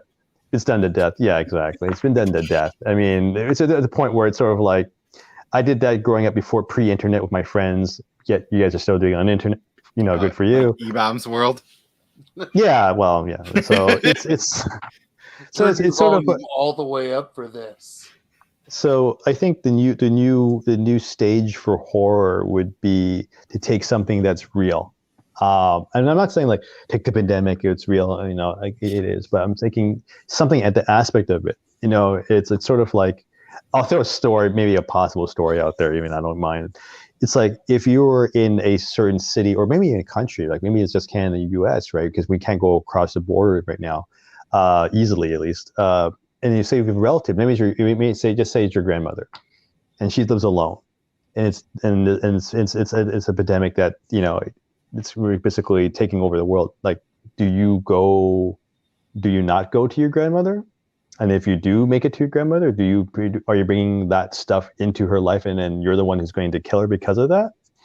So all these kind of questions are real questions that would force you to make the character very interesting, and the terror would be interesting, because can you imagine that character finally making it to his grandmother? It's going to be a happy ending, and then I don't know, she coughs through something, and then you're like, shit.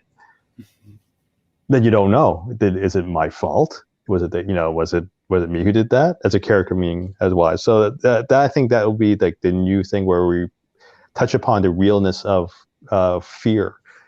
Because I think people get it more now, because before it was very sensational, because we lived normal lives. We need something to, disconnect from our real life to see something fantastic, be it like a Marvel film and stuff like that. It's like something way over the top. But I think horror is going to turn towards there, partially as the new thing. They'll still do the traditional stuff that we love and are used to, but I think they're going to touch onto really real stuff, because as any good horror fan know, and any good horror fans know, horror is not about the fright or the scare. It's about a social commentary. Mm-hmm.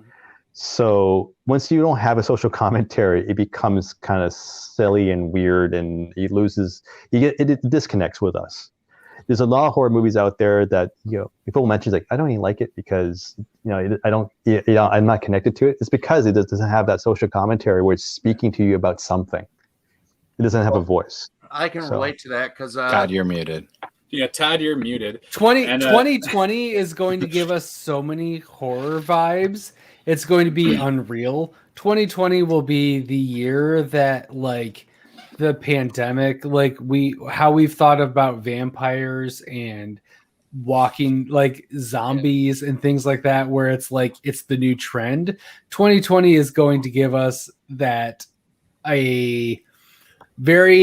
it's going to be like, wow, that's a lot, because like I felt that a lot, but 2020 is going to give us a lot of very real horror moments where I told the Burrito Boys this, the recount number 1 from Scout. Yes. Oh my goodness. Stat. So I read it during my planning period at about 11:30 Central Time on January 6th.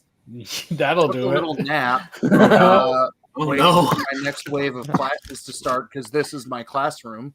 And then I woke up to my phone with like a bunch of students emailing me like they've raided the fucking Capitol. And I was like, what? Like, that'll do it.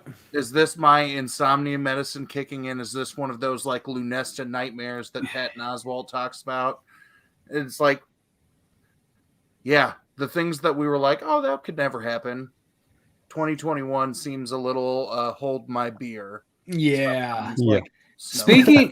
Speaking of hold my beer, we have another person who will probably have a very intelligent comment. Lots of hype. It's going to be a brackish wine of just intelligence and civility that comes with I'm not Cole. Awesome. Hey. Hello, everybody. I had to unmute my mic. Can you hear me? Yes. Yep. You can. Oh. You are physically stop motion. Your video, but your audio seems to be okay. Oh, well, good. It's I live way out in the sticks, and so like I have Wi-Fi, but it's super shitty for the most part. And so like I'm running off of my phone's data, but it's super shitty too because I'm in the middle of nowhere. And so I have a very important question for Howard and for Josh, and that is I ask every creator that I meet this question, and that is, what is your favorite Rocky movie? And there is a wrong answer, and I'll tell you after I'll answer. Mine's 4. I assume that's the wrong answer. That's the wrong answer.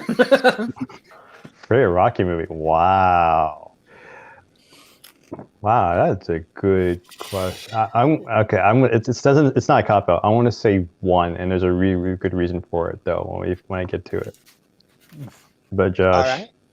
I really loved Creed and Creed 2 a lot, like shockingly a lot. And Creed 2 especially. Like I thought Dolph Lundgren was really good in Creed 2. So that's my, and I admit I'm not a giant Rocky fan, so that's the freshest into my mind because we had those 2 movies at the cinema in the last couple of years, and they both kind of blew me away. Of like, wow, that's a really interesting way to revamp a franchise, and so I think my answer might be Creed. but are we including that? Are we including that? Because that's Creed. That's like Rocky. Right. I'll allow it. It's the Rocky Pantheon. I just remember seeing Rocky 4 and seeing the picture that the son drew that had boobs in it, and I was like 9, and I was like, boobs are boobs. This is tight. So that holds a special spot in my heart.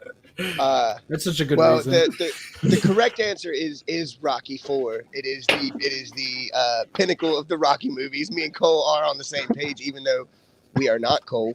How do I? Here we go. All right. Let's have a civilized discussion. Cole's fighting. I was literally bringing them back in. Yeah. And Cole's no worries. doing Hey guys, I got a jet. No, that's fair. I'll be honest with you because I actually have some work meetings, I think, in about 9 hours or so, which I kind of had to do the work for. So thank you for coming on. So thank you for being here. Oof. 1 second. That's it. I think that's the key. That was the end times. Yeah. There we go. It's not cold. That's causing the feedback. But thank you for being here, guys. Very much appreciated. Everybody who didn't win this should do their best to pick this up. Damcrow's Children, Howard Wong, Josh. On Source Point Press's website. I am dropping the link now. Perfect. Howard Wong, Josh Stafford as the written by Robin Simon and lettered by Howard Hong. It's pretty easy to say your name when you're the writer, but not when you're the letterer. No, letterer you have to stumble. Well, it wasn't written very clearly, so I blame the letterer for that one. Awesome. Amazing. On his copy, it was probably something the print. It was probably the printer's fault. Definitely the printer. So check this out. Number 1, number 2 drops this Wednesday. Do that. Source Point, Oxide Media, however you get to it, they are still available. It's sold out at Diamond, so you better it's grab sold it. on Diamond. So get it where you can. It's awesome. My goodness, go support these fellas because this is a special book. Go do it. It's great. So thank you, Howard. Have yourself a good night. Enjoy your meeting in 9 hours. Thank you very much, guys. You have a good night. Take care, guys. Bye, Howard. Bye. Yeah. He's gone. I'm going to bail too because I was up at like really early this morning doing a CTV interview here in Canada to talk about our cinema reopening. Fair enough. Well, It's thank past my you. bedtime. Thanks for being here. Hey, everybody. Josh is Say the same thing again. you should check out Damn Cursed Children #1. But please You do look at the shelves. But invite us seriously. back. We have 3 more issues. We can do this a whole bunch more Yes. time. Hey, when that trade hits, Yeah. let's do it. Yeah, When that we'll give absolute away a edition trade. comes out. Yes, The when absolute- when those darn kids are feral again, absolute comes out. Love But it. yeah, seriously, thank you, Josh, for being here. Yeah, thank you. You guys Thanks, are guys. awesome. Thanks for dealing with all of our burrito shit. But we'll yeah, Can't wait to come eat shawarma and watch a movie. So Yeah. let's do it. Yeah. we'll see you at Ottawa Comic Con. I'd like to in tell you- 2022. Or if you guys Ottawa come to Grand Comic-Con. Rapids Comic Con, maybe It's a that'll 9.5 happen first. hour. It's a 9.5 hour drive. I already checked. Yeah, I did. You can do that. You can It's be like here a for dinner 3-hour one day. flight, though. Yeah. All fine. No problem, So, no problem. guys, but thank you for being here. Have a good rest of your night. Thank you so much. Great. Thanks, guys. Thank See you, you. man. You. Bye. Bye. All right. I'm gonna go. I'm not peacing out, but I am going to go pee out. Again. You just Yeah, think, he's like, got the small. He's been drinking. I've been drinking a lot, but the last one was because of family. But I am going to have this be the focus of my rag for tonight. But I mean, if you're gonna leave, Yeah. I'm just gonna do this.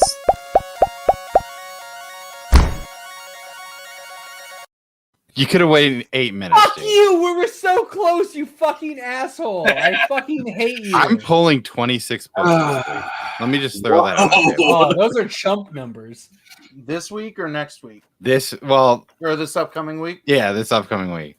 I'm so excited for Future State to be over, so my pull list just diminishes with smaller numbers. That's the thing I hate about it is like, here's an $8 book that is like, it's been All pretty right. good. I'm Hey. pulling 23 books with no future state. Todd's. Do you have stray dogs on that? Because you should have. that. Hey, You'll be we can back. have this stupid conversation soon. All right, I got to think of whatever answer I'm going to type into the chat that Todd neglects for the fucking Yes, third or fourth thank week you. in a row. So, I hate you so I just had to fucking revert much. it back to the live stream because I Nick hate- messed up. I hate you so much, both of you. God damn it. Ugh. So, God damn it! It's not late night yet. That wasn't even part of the late night. That can come Okay. out whenever. Yeah. That's what she said. If you could kill any famous person in a horror comic, who would it be? I understand that was definitely directed to the 2 authors we just had who do a horror comic. Can I answer this, Rag? Yes, you may. It's open to everybody because there it's are a 9 people and Even 5 me? of us will yes, watch the even stream you.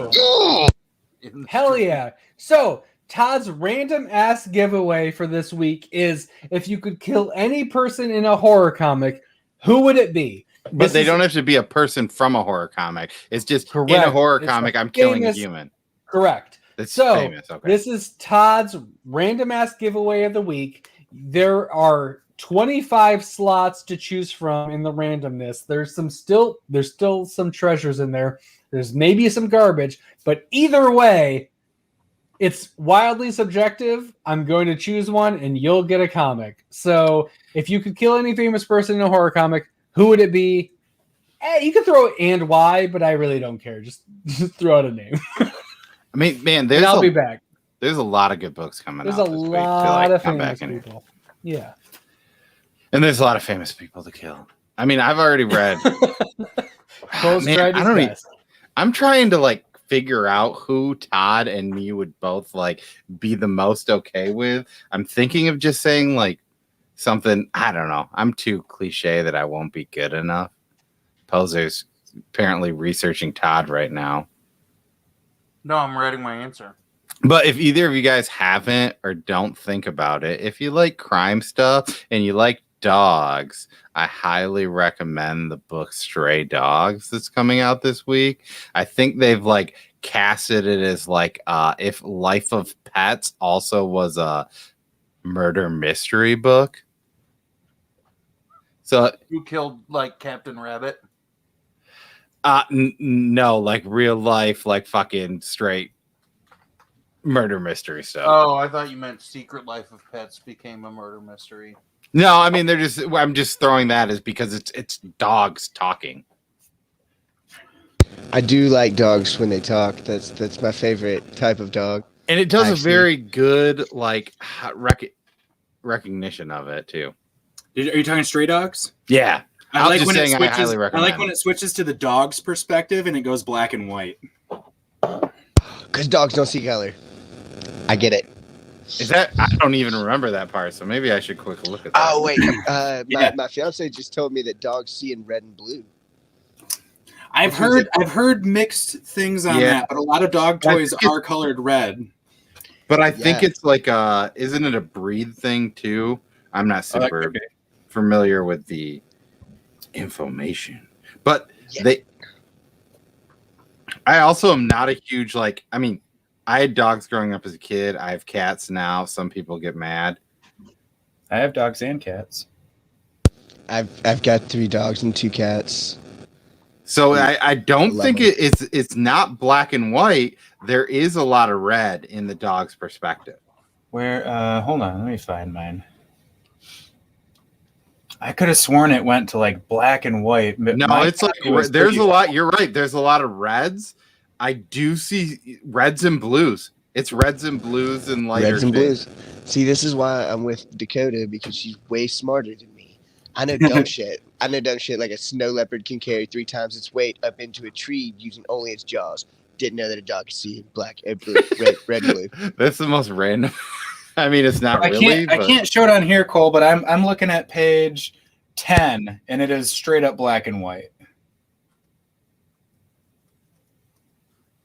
And then 12, and maybe you know what? I think you have an older issue. I might have a super old copy that you definitely have what an older issue. What if Todd is just colorblind? Have we confirmed Nick, whether Todd is a dog or not? Oh, Nick. Yeah, no, I am. Okay, yeah. Wait, you're not Nick. I'm Nick. I'm Nick. No, I'm Cole. I'm Cole. I like to party. You're not Cole. I'm not Cole. Wait, why do we? Well, now I got to find the new copy because the red. Oh, do display names not show up when we have a comment up? No, there you go. That's kind of janky, but it's whatever. You know. Nick, apparently we can answer the rags too. We can get in on the rags? I asked if I could, so at least I can. I'm not. I don't know if you can, but I can. I got some comics from Todd. I haven't even talked about them yet. Oh, what did you get? I can show mine too, I guess. I got a very nice dude. I think I'm gonna put mine away. I am really excited for the book that Todd's going to be. Well, I say Todd's sending it, but I guess Source Point's sending it. You're getting it straight from the source, my friend. The source point, yeah. Straight from the source point. Now, was Dead End Kids a Source Point book? Yes. Okay, see, I didn't get any of the floppies or anything, but I did Pick up the trade. review. I did a review for Frank, and he sent me the digital trade for it, and I read that, and it was pretty fantastic. That's actually the first book I recommended to Nick. Dead End Kids, yeah. Because I think Nick asked me if I liked, he was just like, "What's an indie book you like?" I'm guessing. And I was like, this is a book I'm seeing so much heat for. Look what I have sitting right by me. Oh, nice. Todd hooked me up with a whole bunch of Sons of Anarchy, and he's not even here. I should have waited. He just came back, sort of. And I got some Hit Girl. Nice. Oh, those are the Mike Millar ones too, right? And some Kick-Ass 3. There he is. Some Kick-Ass 3. I've never talked about it on the show. Oh, hey. And pretty soon... Those are some pretty books you got there. Yeah, I got them from this guy. Fuck that guy. He's probably a terrible person. He's a real idiot for letting these go. Yeah, what a fucking moron. But Kick-Ass is actually one of the very first comics that I read in singles. Interesting. And it's actually one of the first single. I have some Mark Millar signed singles. A friend of my brother's loaned them to me, and then years passed, and I have no idea how to get a hold of them. So you don't have one of his disc golf discs with a phone number on it? No, it was before that. I mean, this is like 20 years ago. So, sorry, man, but thanks for the books. They're really cool. I think statute of limitations or whatever it is, I think they're legally mine now. But yeah, that's like one of the first. That's 9/10. Yeah, that's it's one of the first things I've ever read, and I didn't like keep up with it after that. So I'm excited to continue on with them. So thanks, Todd. Jeff Lemire does a Hit Girl in Canada. Really? I read it. All of those trades. I will have to check that out, but I am about to have to go and lay it down for the night. But it was fun hanging out with you guys. Thanks for showing up. Deuces, have a good night. Congrats on the big win. Oh, dude, I'm so stoked. I can't wait. It's a good book. Not Cole. Hit Girl in Canada might be my favorite of the different runs. I might go for Kevin Smith and say Hit Girl in Hollywood. There was that one. There's an issue that I think is like six words, and I just remember being in like a Facebook group where somebody was just like, "What the fuck, Kevin Smith? You're only putting 3 words into this comic." But it was such a good issue. I mean, that one's cool because it kind of deals with like the issues of Hollywood for female stars, and it and I don't know, like everything I've read from Kevin Smith that is a comic book, I've thoroughly enjoyed. That being said, I've read Hit Girl Hollywood and that Green Arrow run that he did where Aquaman shows up with a hook hand. Yeah. Is it Quiver? Did he do Quiver? Quiver. His Green Hornet run is not very good. Quiver, like Green Arrow is kind of like the hero that I like in the DC universe that I don't talk about that much, but like that Quiver run was like got me into it because it's just like there's some cool stuff here. Did I actually put an answer down? All right. I didn't yet, but I have a question. Am I killing somebody because like I get to like no, like, do I want to kill a bad person or am I like honoring this person? Because it makes you boo boo. Makes a big difference. I haven't Aaron Rodgers. And wow. That's hilarious and terrible. Wow. I love it. I mean, he's got a better mustache than me. Why wouldn't we want to see him? I need to kill everyone who has a better mustache than me. Sorry, D. Piercy. That's what I was about to say. D. Piercy, watch out.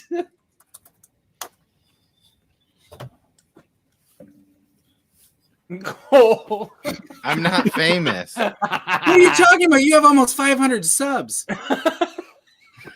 Which means Poser is super famous. Yeah. Which is terrible. Tonight.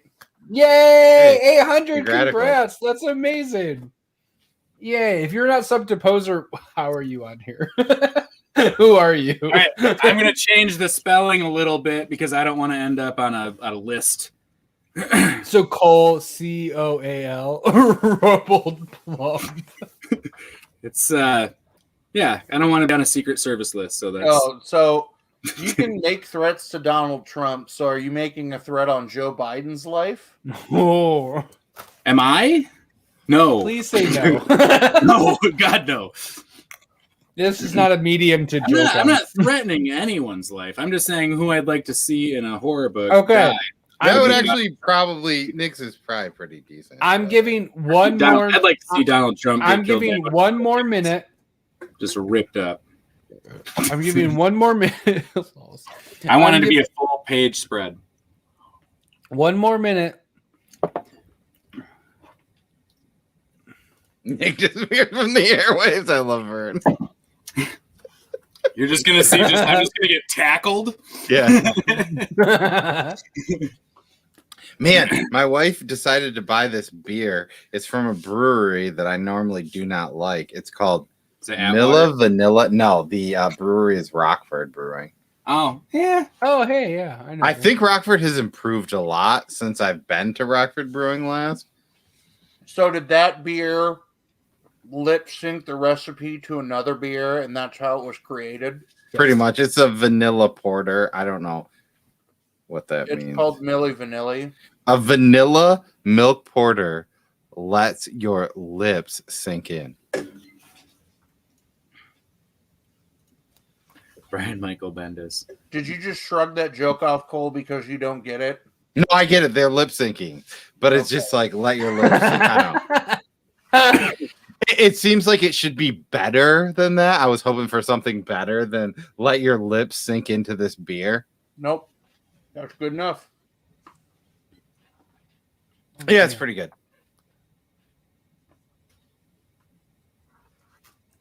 All right. So voting is over. Thank you for everybody who submitted. Hilarious. Robble Plump.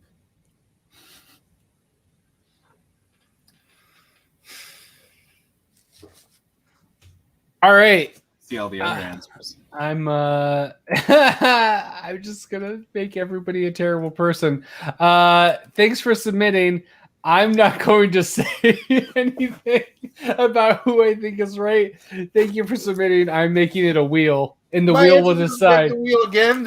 Wait, Nick gets 2 picks. Oh no, he just is. No, racist. His first one is a choice. I'm not going to choose. Hey, this is Todd's random ass giveaway. Why doesn't my pick oh the wheel? Bearded? Who's your famous Just person put that you would Bearded. kill? Oh, Why put did him. Oh yeah, You didn't put your dad on there. No, I got it. Wait, what did Poser Lions say? owner. There we go. Rigged. Bearded. What did you even say? Bearded, we How need is it- the famous person How's it- like to get killed. In Poser, I a- definitely don't even see a comment from you.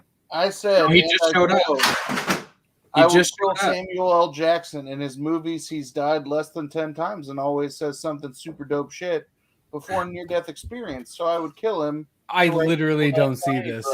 Yeah, I definitely don't see it in Dude, the. That doesn't exist. It That's not doesn't- in the that's not in the comments. right now. The YouTube has said that your comment is not okay. No, because I would. Oh, Bearded. We definitely don't see it. Bearded, it's the famous person you would have killed in a horror comic. We'll just put Samuel L. and give that to him. Yeah, Sam Jackson. That's fine. Sammy J. Bearded, it should be in the Discord. Yeah, dude, you don't get a special one. You're not special as you think you are. You're Only to Travis at this point. Sam Jackson because Todd is racist. See, I see that one. That's neat. Oh man, we just got some. I draw on another top. Brian Michael Bendis. Oh, we have another 2 Brian Michael Bendises. How do we do that? No, I got it. Brian, Michelle, Or just put Brian Drew Bendis. Because Bendis. it's Drew and Talk that said it. You know, Bendis is watching this right now thinking, what the hell, What guys? the fuck, guys? Not cool. And also, I'm pretty sure Nail I've Biter seen- already did this. I'm Bearded like, said Mark Hamill. I don't know the book, but I know I've seen Bendis get murdered in a book. Nail Biter. I just Nail Biter. made Do the they reference. actually Oh, you murder him just- in that? Yeah. I Yeah. guess I forgot. Yeah, okay. All right. Closing is done now that Poser and Bearded are a part of it. All right. So, oh god. Well, oh. Oh, I already dude, clicked in. Churros! I was doing an intro and got everything, you. but there he is. I clicked it. I was right on it, man. I was boom. How do I make this? Click the middle. We're Okay. just thin. I'm gonna spin it.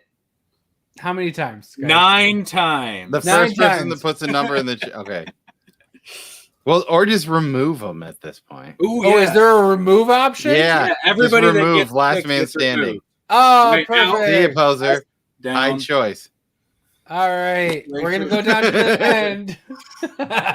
Poser's done first. Drew, you're Michelle Bendis. Oh, Sorry. there. Sorry. Oh. Jinxed you, and that's my fault. Man, Cole is the bad luck charm. Yeah, I mean, Mark Hamill seems like the worst thing that you would say right now. Oh! Hey, at least I'm out of there. Says Cole. Wow, this is loud in my ears. Why is there sound effects? Can I turn You're this so off? loud, Todd. No, you're not loud enough. Is this better? Oh! See you, Bearded. Sorry, I didn't have time to properly think about it. Mark But Hamill's dude, already we're died in sure the comic pros. book. Bearded finally loses. I didn't have time to prep for this. It was a rush decision. It's a rush Sorry, decision. Alex. Sorry, only- Sam. I'm not. I just read a comic where Mark Hamill died in it, so that's why it was in the top of my head. Smart. Was it good? Yeah, it's Kingsman. Oh, yeah. Oh. Oh, bummer. I guess Well, you'll no just- burritos can win at this point. Nope, the burritos are out of it. This is very exciting. Oh, We should do a whole half-hour segment where we just give books to each other. yes. Hey, my dad has a 1 in 3 shot of winning. I like it. Hey, it'll save you some shipping. Oh my God, my dad's 50-50. Oh, who's come Kanye? on. Who is Kanye? Who's Kanye? Yeah, why would you want Kanye to die? He's having issues. He's having a tough go. Vern, I still need to send this to you. Steve is Kanye. Steve. Oh my Dang it, goodness. Steve. It's Steve. Once again, it's Steve versus my father. Once again. You Vern, know, I they're- still owe this to you. I hear they're destined to do this for the rest of their lives. They're like Highlanders. Oh my God. What is?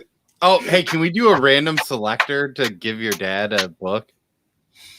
I mean, if he, Didn't that's you- his choice. Didn't you? Number, right? Hey, I'm giving. Hey, Oh, yeah. didn't your dad win the book from Travis too? Yeah, Yeah. Todd's been He's just cheating. having a great week. There you go, It's Dad. all, yeah. Dad, It's the you've picker won. wheel. It is a 1. I need some proof that this is actually Vern and not just Todd's second account. Todd's Yeah, fifth I'm account when he's myself. trying to like throw Yeah. burners in there.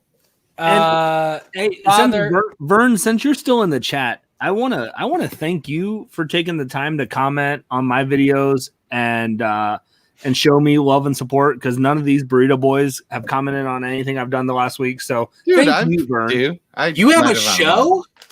I probably commented on one of your videos from this I week, thought you right? just came on this. I do. commented on all of them but days.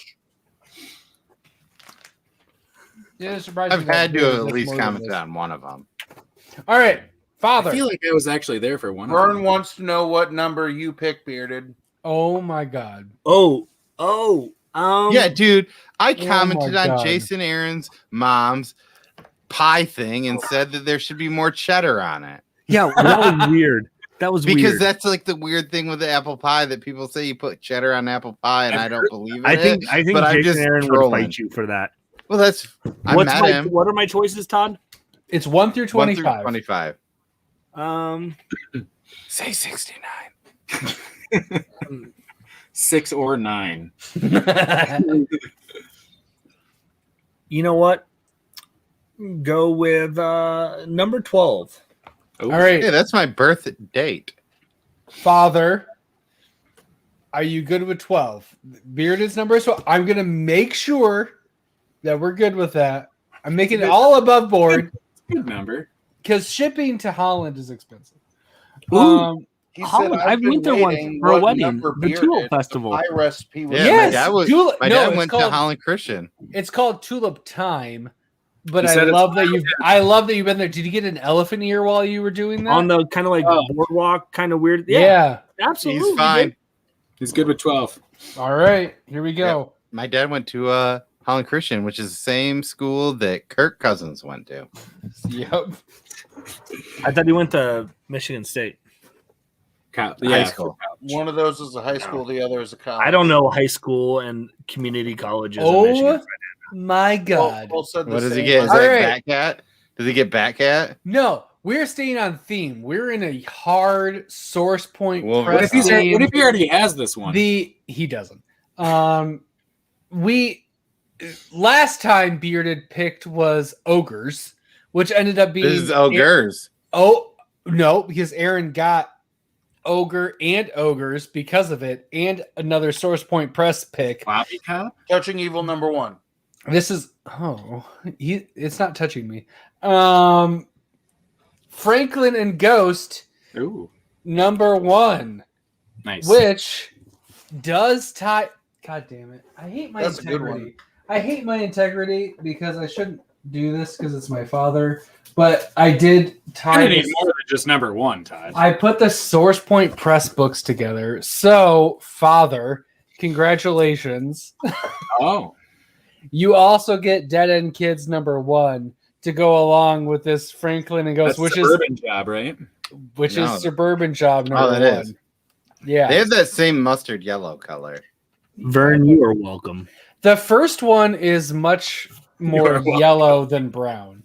Yeah, I hope he thanks Bearded first. you kind of have the other one covering the brownish area where, But congratulations, father. I'll give these to you the next time you return the trades that I gave you to read. It is saving me on at least some shipping. When I get back, hey, Dad, what did I loan you? Hey, I Vern, forget. can I ask you an honest question? What Oh, are your boy. thoughts on Ferners? Oh, he better Most say that Michigan it's drink? great. Yeah, if That's my like my favorite. Verner's is the best. It is easily the greatest ginger ale. Easy. My brother-in-law, That's a low bar though. he's from Chicago, It's like the only good, and it's he the calls only it good- Vernon's. I have a Canada Dry's fine. Vernon, it's fine, but come on, Is it? Verner's. It's not. Oh, he All loves right. her. Love Verner's. Yeah, there it is. Congratulations, father. You won 2 great Source Point Press number 1s. I'll ship these out Monday for you. And by that, I mean you give me back the trades I gave you, and I'll give you these. It's Vern, better when I than send you shipping something, to- there'll be no stipulations. So You don't remember what you loaned him? He has my Planet Hulk right now. He had, I know, right? Was that the Um, second book we did in the it was. original book club? I am due for a reread of Planet Hulk. Canada Dry is too dry. It's Dropping too jokes. dry. Those same 2 books. Oh, he's got the Um, Banks. He's got the Oh, Banks. Yeah, the Banks. he's got the That's Banks.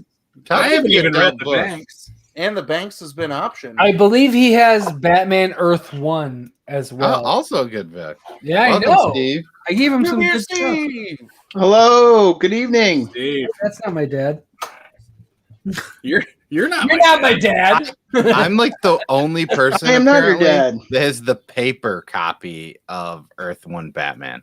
I have the paper Yeah, 'cause copy. it's of Earth way One. worse. Oh, it's so much worse than the hard. But also, I let my friend borrow it, and he still has it. And you're not getting it back. I probably won't, but It's not fine. me. He's It's helped me like demolition my bathroom and do some other Oh, stuff. shit. So I think he has my Earth 1 Superman. He does. He said, Oh, it's right there. I don't One have and any two. He's of my got one Earth- and- 1 and 2. Who did Earth 1 Superman? What? Who my wrote favorite- that book? Oh, it's I don't know, Dad. You have it. What does it say? That's my favorite Superman book outside of All Star Superman. He doesn't know who wrote it because it's sitting in his reading basket in the shitter. Yep. Yeah, It is I'll J. get to it in Michael about 20 J. minutes. Michael Straczynski, J. Michael Rendis. and it has Wait a Sandra minute. Hope as an Hey. eater. Is that the same Wait a Straczynski that's minute. writing Resistance? Yes. Oh, I think it is. Yeah. Hey, thanks, Dad. Wait, did you know the whole time? Yeah, he did.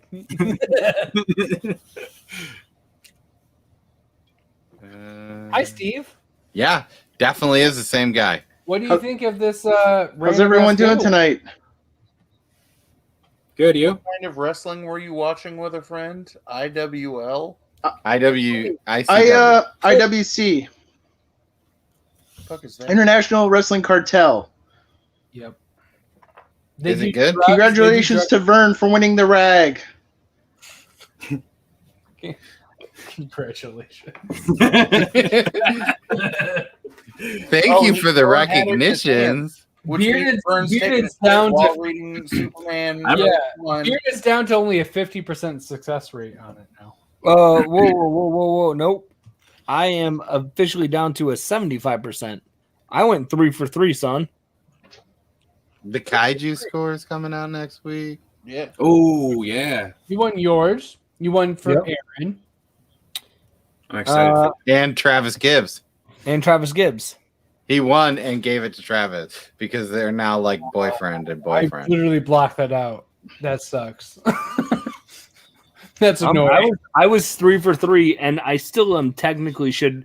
This doesn't count because I didn't have time to prep my correct answer for your rag. That never worked. This was the only one where he was like, I'm not choosing an actual answer. That's not how this works because all the weeks in comics, it's always been like, no, it's what you decide. It's what it's going to be. There was no excuses for Bearded's picks of the week for who won it. And you don't get, no. This is how it is. You chose poorly, and the wheel decided that you don't get to win. Wow. You only get to win 3 out of 4 times. 75%. Bearded, there's an asterisk next to this one. We'll give it to you. Thank you. This one's going to be an asterisk next to the to this rag. Well, do we want to talk about something that we're deciding to do not this Monday, but next Monday? Yes. Oh, yeah. Are you just drinking hot sauce? Yeah, it's too liquidy, and I think good enough, so I just got a little bit. Just a little nip. Just a little nip of I sauce. do like and dislike the like. I strained mine all today. Xanthan gum. I already told you how to solve it. Xanthan gum. Oh yeah. One. I don't have that. That's one not something. half teaspoon. It will not. Where do I buy that? Like, can I get that at Meijer? Amazon, $10. It's in the hippie section of every grocery store. Yes, does Meijer have that? I think they do, but I got mine on Amazon. Use half a teaspoon. It will not seem like enough until the next morning because I fucked it up. I put a whole tablespoon in mine, and the next morning it was like pudding hot sauce. Xanthan gum is a non-horse hoof gelatin agent. Yes. Oh, that's really funny. I used to have a friend that would Who always was a horse hoof. No, so you put gelatin in certain beers that you brew. Yeah. Yeah. And he had a friend that was Muslim and wouldn't drink the beers that he made that had gelatin in it because it has hoofs in it. I don't even understand. And I like wrestling. What? Roku put a Japanese. Oh, that's probably that might be New Japan. New Japan? Oh my God. That might be New Japan Pro Wrestling. Dad, you should stop because you will fall in love with Tanahashi and you should watch out. He's mesmerizing. Vern, to answer your question, let me message Travis. I'll let you know how he's gonna get it to you.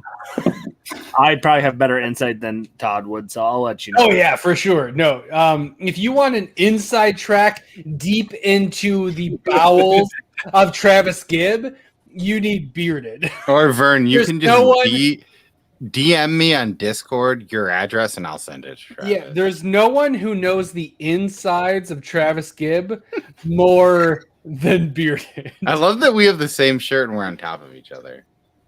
If you want someone who's on top of Bearded more than anyone, you want to talk to Cole. Man, these jokes keep on coming. Much like they're still as bad as the first time you said it. I know, right? It's great. As is tradition. What was there was a question that was actually like a nice 2 Mondays. You said there's something going on 2 Mondays. 2 Mondays. Monday. Yes. Not this Monday, but the next Monday. Are we going to talk about this? Our new content? Our brand new content? Brand new burrito content. And hey, brand new burrito day. We're about to blast some information into your ear holes. Yeah, we're gonna fucking boost it in a Monday from now. Not this Monday, but the next one. Monday. You can get ready for some fucking burrito boosts. On Mondays. On Mondays. It will be the things that we maybe don't cover on Wednesdays where we're ranking and we're deciding what's best and what's not. It is going to be about the things that we're enjoying. It's the things about what we're reading. It doesn't have to do with the time, the date, the anything. It's going to be what we think is worth boosting and what we want to talk about that doesn't have to do with what's necessarily in the current. it may be something current. Yeah. But it's going to Maybe be what we don't think is getting enough airtime, enough like boost. So we're going to burrito boost that shit. So Mondays will be the burrito boost Mondays. Or maybe it's something that has way too much hype, but we just read it for the first time and also want to hype it. Oh, that too. Every Monday, Cole's going to talk about Saga. Yeah, it's just Saga 1. Just Saga number 1 Saga every 3, time. Saga 4, Saga 5. No, it's just Saga 1. I am now 54 weeks of Saga. On Monday, I will be the proud owner of 2 copies of Saga issue number 1. Dude, just fucking give me one. I'll fucking send you. How's this? We'll do a fucking straight trade. I'll give you that Todd McFarlane Wolverine cover.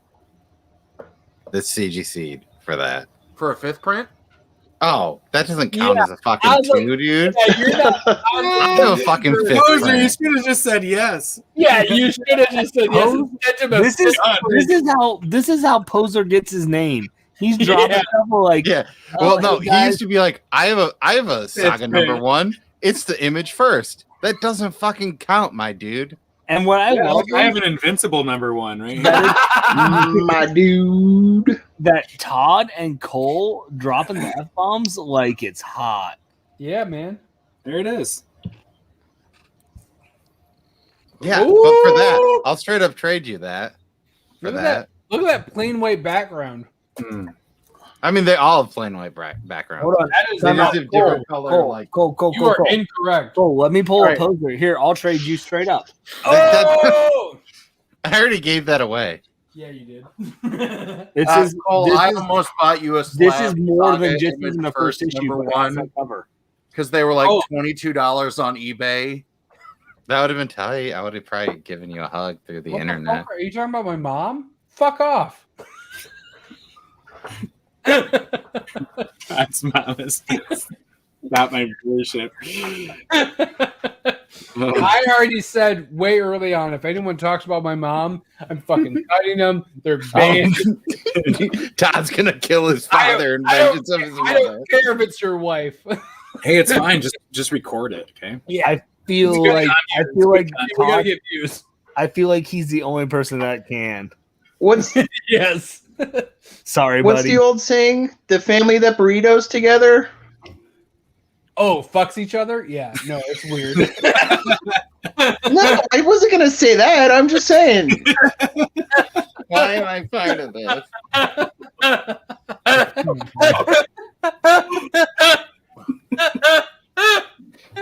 don't want to be a part of this anymore.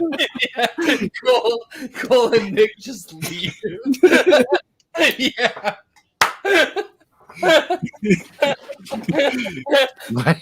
That is a kind of a cool man. I hated and loved those. That's a Stanley Ipkiss turning into a mask action figure. That's boss. Yes. That's amazing. That's oh shit! It's the same. I had all the technology. Power Rangers, but I From lost the them. same era as my Nice. awesome Bruce Snap Wayne. on Batman. Yeah, because I did not understand this when I first got this. I was like, "This is fucking voodoo magic, voodoo." Yes, it's finally happening. We've talked about this.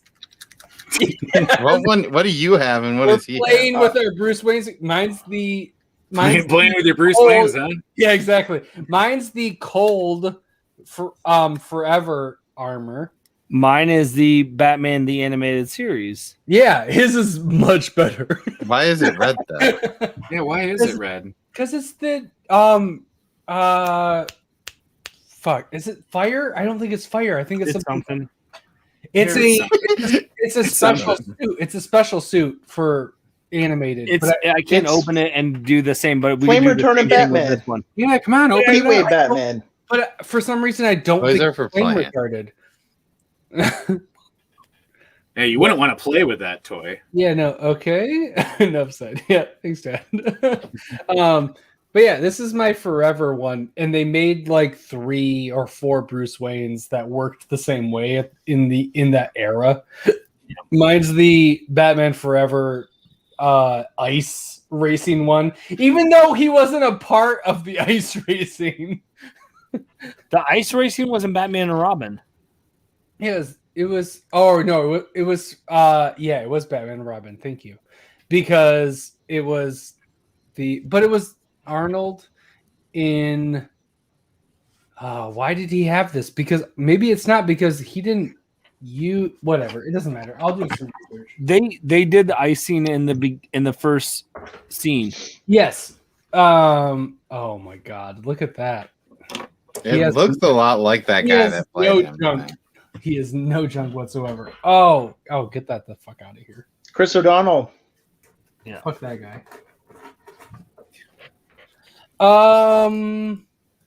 What were we doing? I don't know. We were talking about the Burrito Boost. And then you went into toys. Burrito Boost. Burrito Boost. So, a week from Monday, we will be starting our new content. Every Monday, we will be doing the Burrito Boost, which is something we're going to talk about that isn't necessarily mainstream or something we don't think is getting enough recognition. Or something that we just read and we want to talk about. So what I'm going to do for my Mondays is talk about Bearded's content. I found this great new show. Every week. I just don't think he's getting enough views, which would be fair for the cooking one. Come on, everybody. Go fucking watch that. It's amazing. Poser, he's fine. He doesn't need any boost. You guys are watching way too much of Poser. Like, why are you subscribed is what Todd would say. Do you know he did Black Cotton Face the other day, and I don't know why everyone's okay with it. I said I wasn't. Sorry that I put that in the Discord. Oh, I said it literally back to school all this week. It's funny because like you put in the Discord, but it's literally what I said on Tuesday when he said he was going to do that. I was like, you're gonna have Black Cotton Face.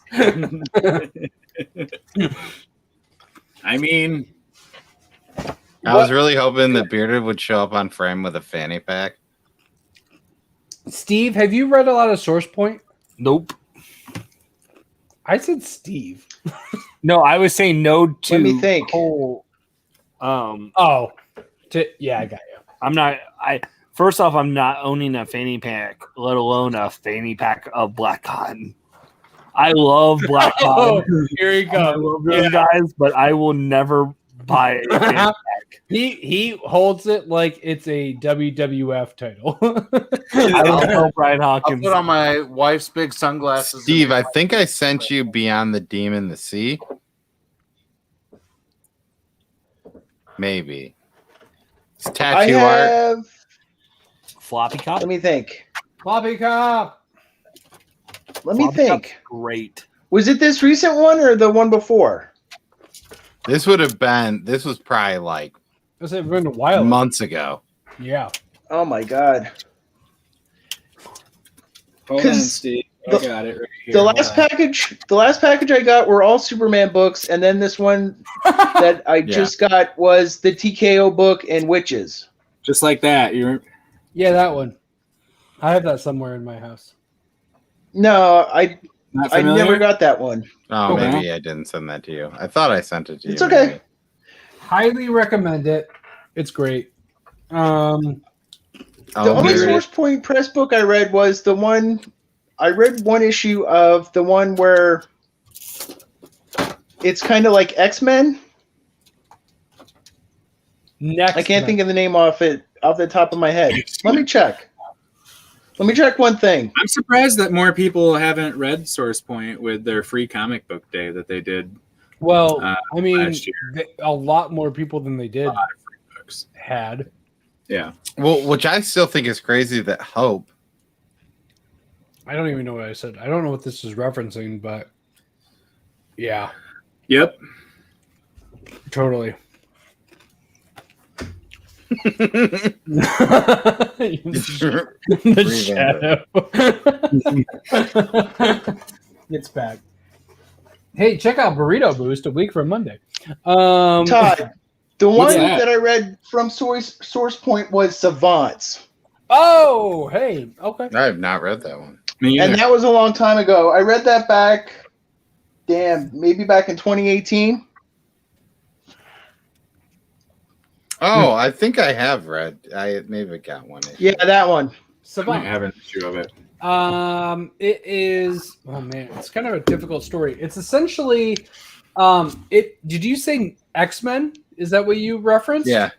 Yeah, let me see. Totally makes sense because it is kind of like if you guys have watched Heroes from NBC, it's kind of like that mixed with X-Men, where there are people in the world who have these abilities. It's not nearly as common as the X-Men end up being and things like that. But it is like these different slices of life from other parts of the world that have these extraordinary people who They're just are, ordinary people. yes. Todd, And then there's a Cole playlist of him singing while you can read it. They're It's just a QR ordinary code. people. Yeah, but it's him just saying Cole's going to reference a Ohio singer. yes. I mean, I only know that John Legend stuff because he did a song with Chance the Rapper. Oh, John Legend is a fucking legend without anybody accompanying him. He's amazing. What Todd said. Todd, Yep. I did a review of it, and Ooh, cool. the one part that I wrote was Dr. Keller and the Center for Intuitive Studies reminds me of HRG and Primatech Paper, the company from Heroes. Dr. Keller and Mr. Raven have a Professor X Magneto vibe that readers have seen play out in the X-Men universe. There are some hints about the origin of how these individuals got powers in the first place, but there isn't a clear indication if it's the truth or not as these events unfold in Amy's dream. Will Amy's power of precognition save her from the dangers that are waiting for her just around the corner? Will Kurt be able to save Amy before it's too late? And that was something I wrote up 2 or 3 years a ago? long time ago. Yeah. Because there is a continuation of that since then. Definitely recommend. I have to go back and check them out. If I was going to recommend any Source Point press and you're going to grab a trade, it is Dead End Kids, the OG. Savants is really good. It's really hard to not, though, recommend Dead End Kids. Like, part 2 is going, it's amazing. I would maybe also throw in like Ogre and Ogres. Yes, that would be. I also really love Samurai Tail. Grandpa. Yeah, Rotten Tail. Ooh, I Samurai would throw in Grandpa. Floppy Cop before any of those. Oh my god, I love you. Because Floppy Cop is amazing. Samurai Grandpa is gorgeous. I have to put my stack of chips down. Because All right, hey, all you beautiful people and No. Poser, I'm gonna. We're go. just ordinary No. people. Wait. Bearded, it was nice seeing you. Same, Steve. Because if you like, you're actually going to enjoy something that I have. Okay. It's new because I'm not used to. I don't have people to like stay up that. later than Nick this weekend, so I'm not going to. Um, I didn't make the promise that I would. This is one of the few things that I have that I think is really cool. It is a limited edition signed Floppy Cop 1 of 50, which is the hand drawn one, and I fucking adore it. Floppy Cop is awesome. If you like silly I got zany, that one digitally. Claim. that is not part of Todd's rag. I got this from I just won your rag again. I got this from a Source Point auction during the pandemic. And Like- I just won that from claiming it from your rag. Yeah, so. he's gonna sell it to you for $450. Yes, this came with 1 through 3 also signed, which is really cool. So I love me some Source Point Press, which is the same place. That's the same auction I got Dead End Kids #1, the San Diego Comic-Con cover, which is fucking rad. Those are some great books, Todd. Oh, thanks. Todd, I will trade you straight up. I have issue 1 of Black, and I will trade it to you. Is it a first printing? It's a first printing. Oh shit! I just got it in the mail a week ago from a guy named Todd. Okay, I'll think about it. We'll talk more offline, but that's a pretty tempting deal. I can name 2 musicians I know that make comics. Gerard Way does a lot of good stuff with Doom Patrol. He also did Umbrella. Max Bemis does Moon Knight and Heavy. I guess Ghostface has been dipping into that. What was that book with 12 Matthew Rosenberg? 12 Reasons to Die. Is that what it's called? Yeah. I have the first 2 issues. I mean, I'm sure there's more. Those are good. It was 6, right? Did you forget The Weeknd? Did he actually write that Nova. though? No. But didn't the Black Eyed Peas do a whole comic? Oh yeah, Taboo did. I read the first issue of Werewolf by Night. I think it's a Will I good Am made story, a car. but I only read the first issue. Well, these are all great reasons to keep. Up. The guy from Coheed and Cambria wrote. Oh Yes, yeah. He also did. Wow. What is his You name? mean- Claudio. Yeah. And she said, Claudio, dear Claudio. Anyways, it's 1:41. It's late. Posers Got the Armory Wars. Rob Zombie wrote a comic. Yeah, he did. Speaking of Rob Zombie, Was it worth reading? it's time to We're go about to bed. to drag with the witches and burn Too Fast with and the Furious. ditches. Tyrese Gibson did the comic. It's time to have a sleep because we're all zombies. So thanks for joining us and thanks for getting wrapped up with us. I'm Todd. I'm Cole. I am not going to talk while that's on. I am Vern's best friend. Thank you, Vern, for that nice welcome and mention.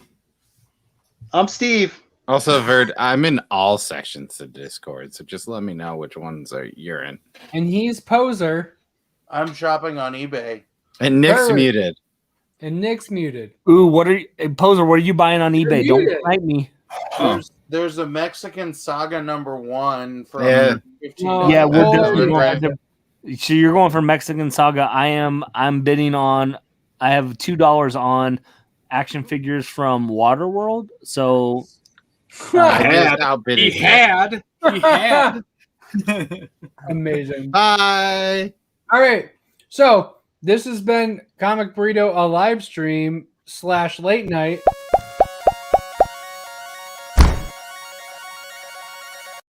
Boom. this week in comics. Yeah. Bye.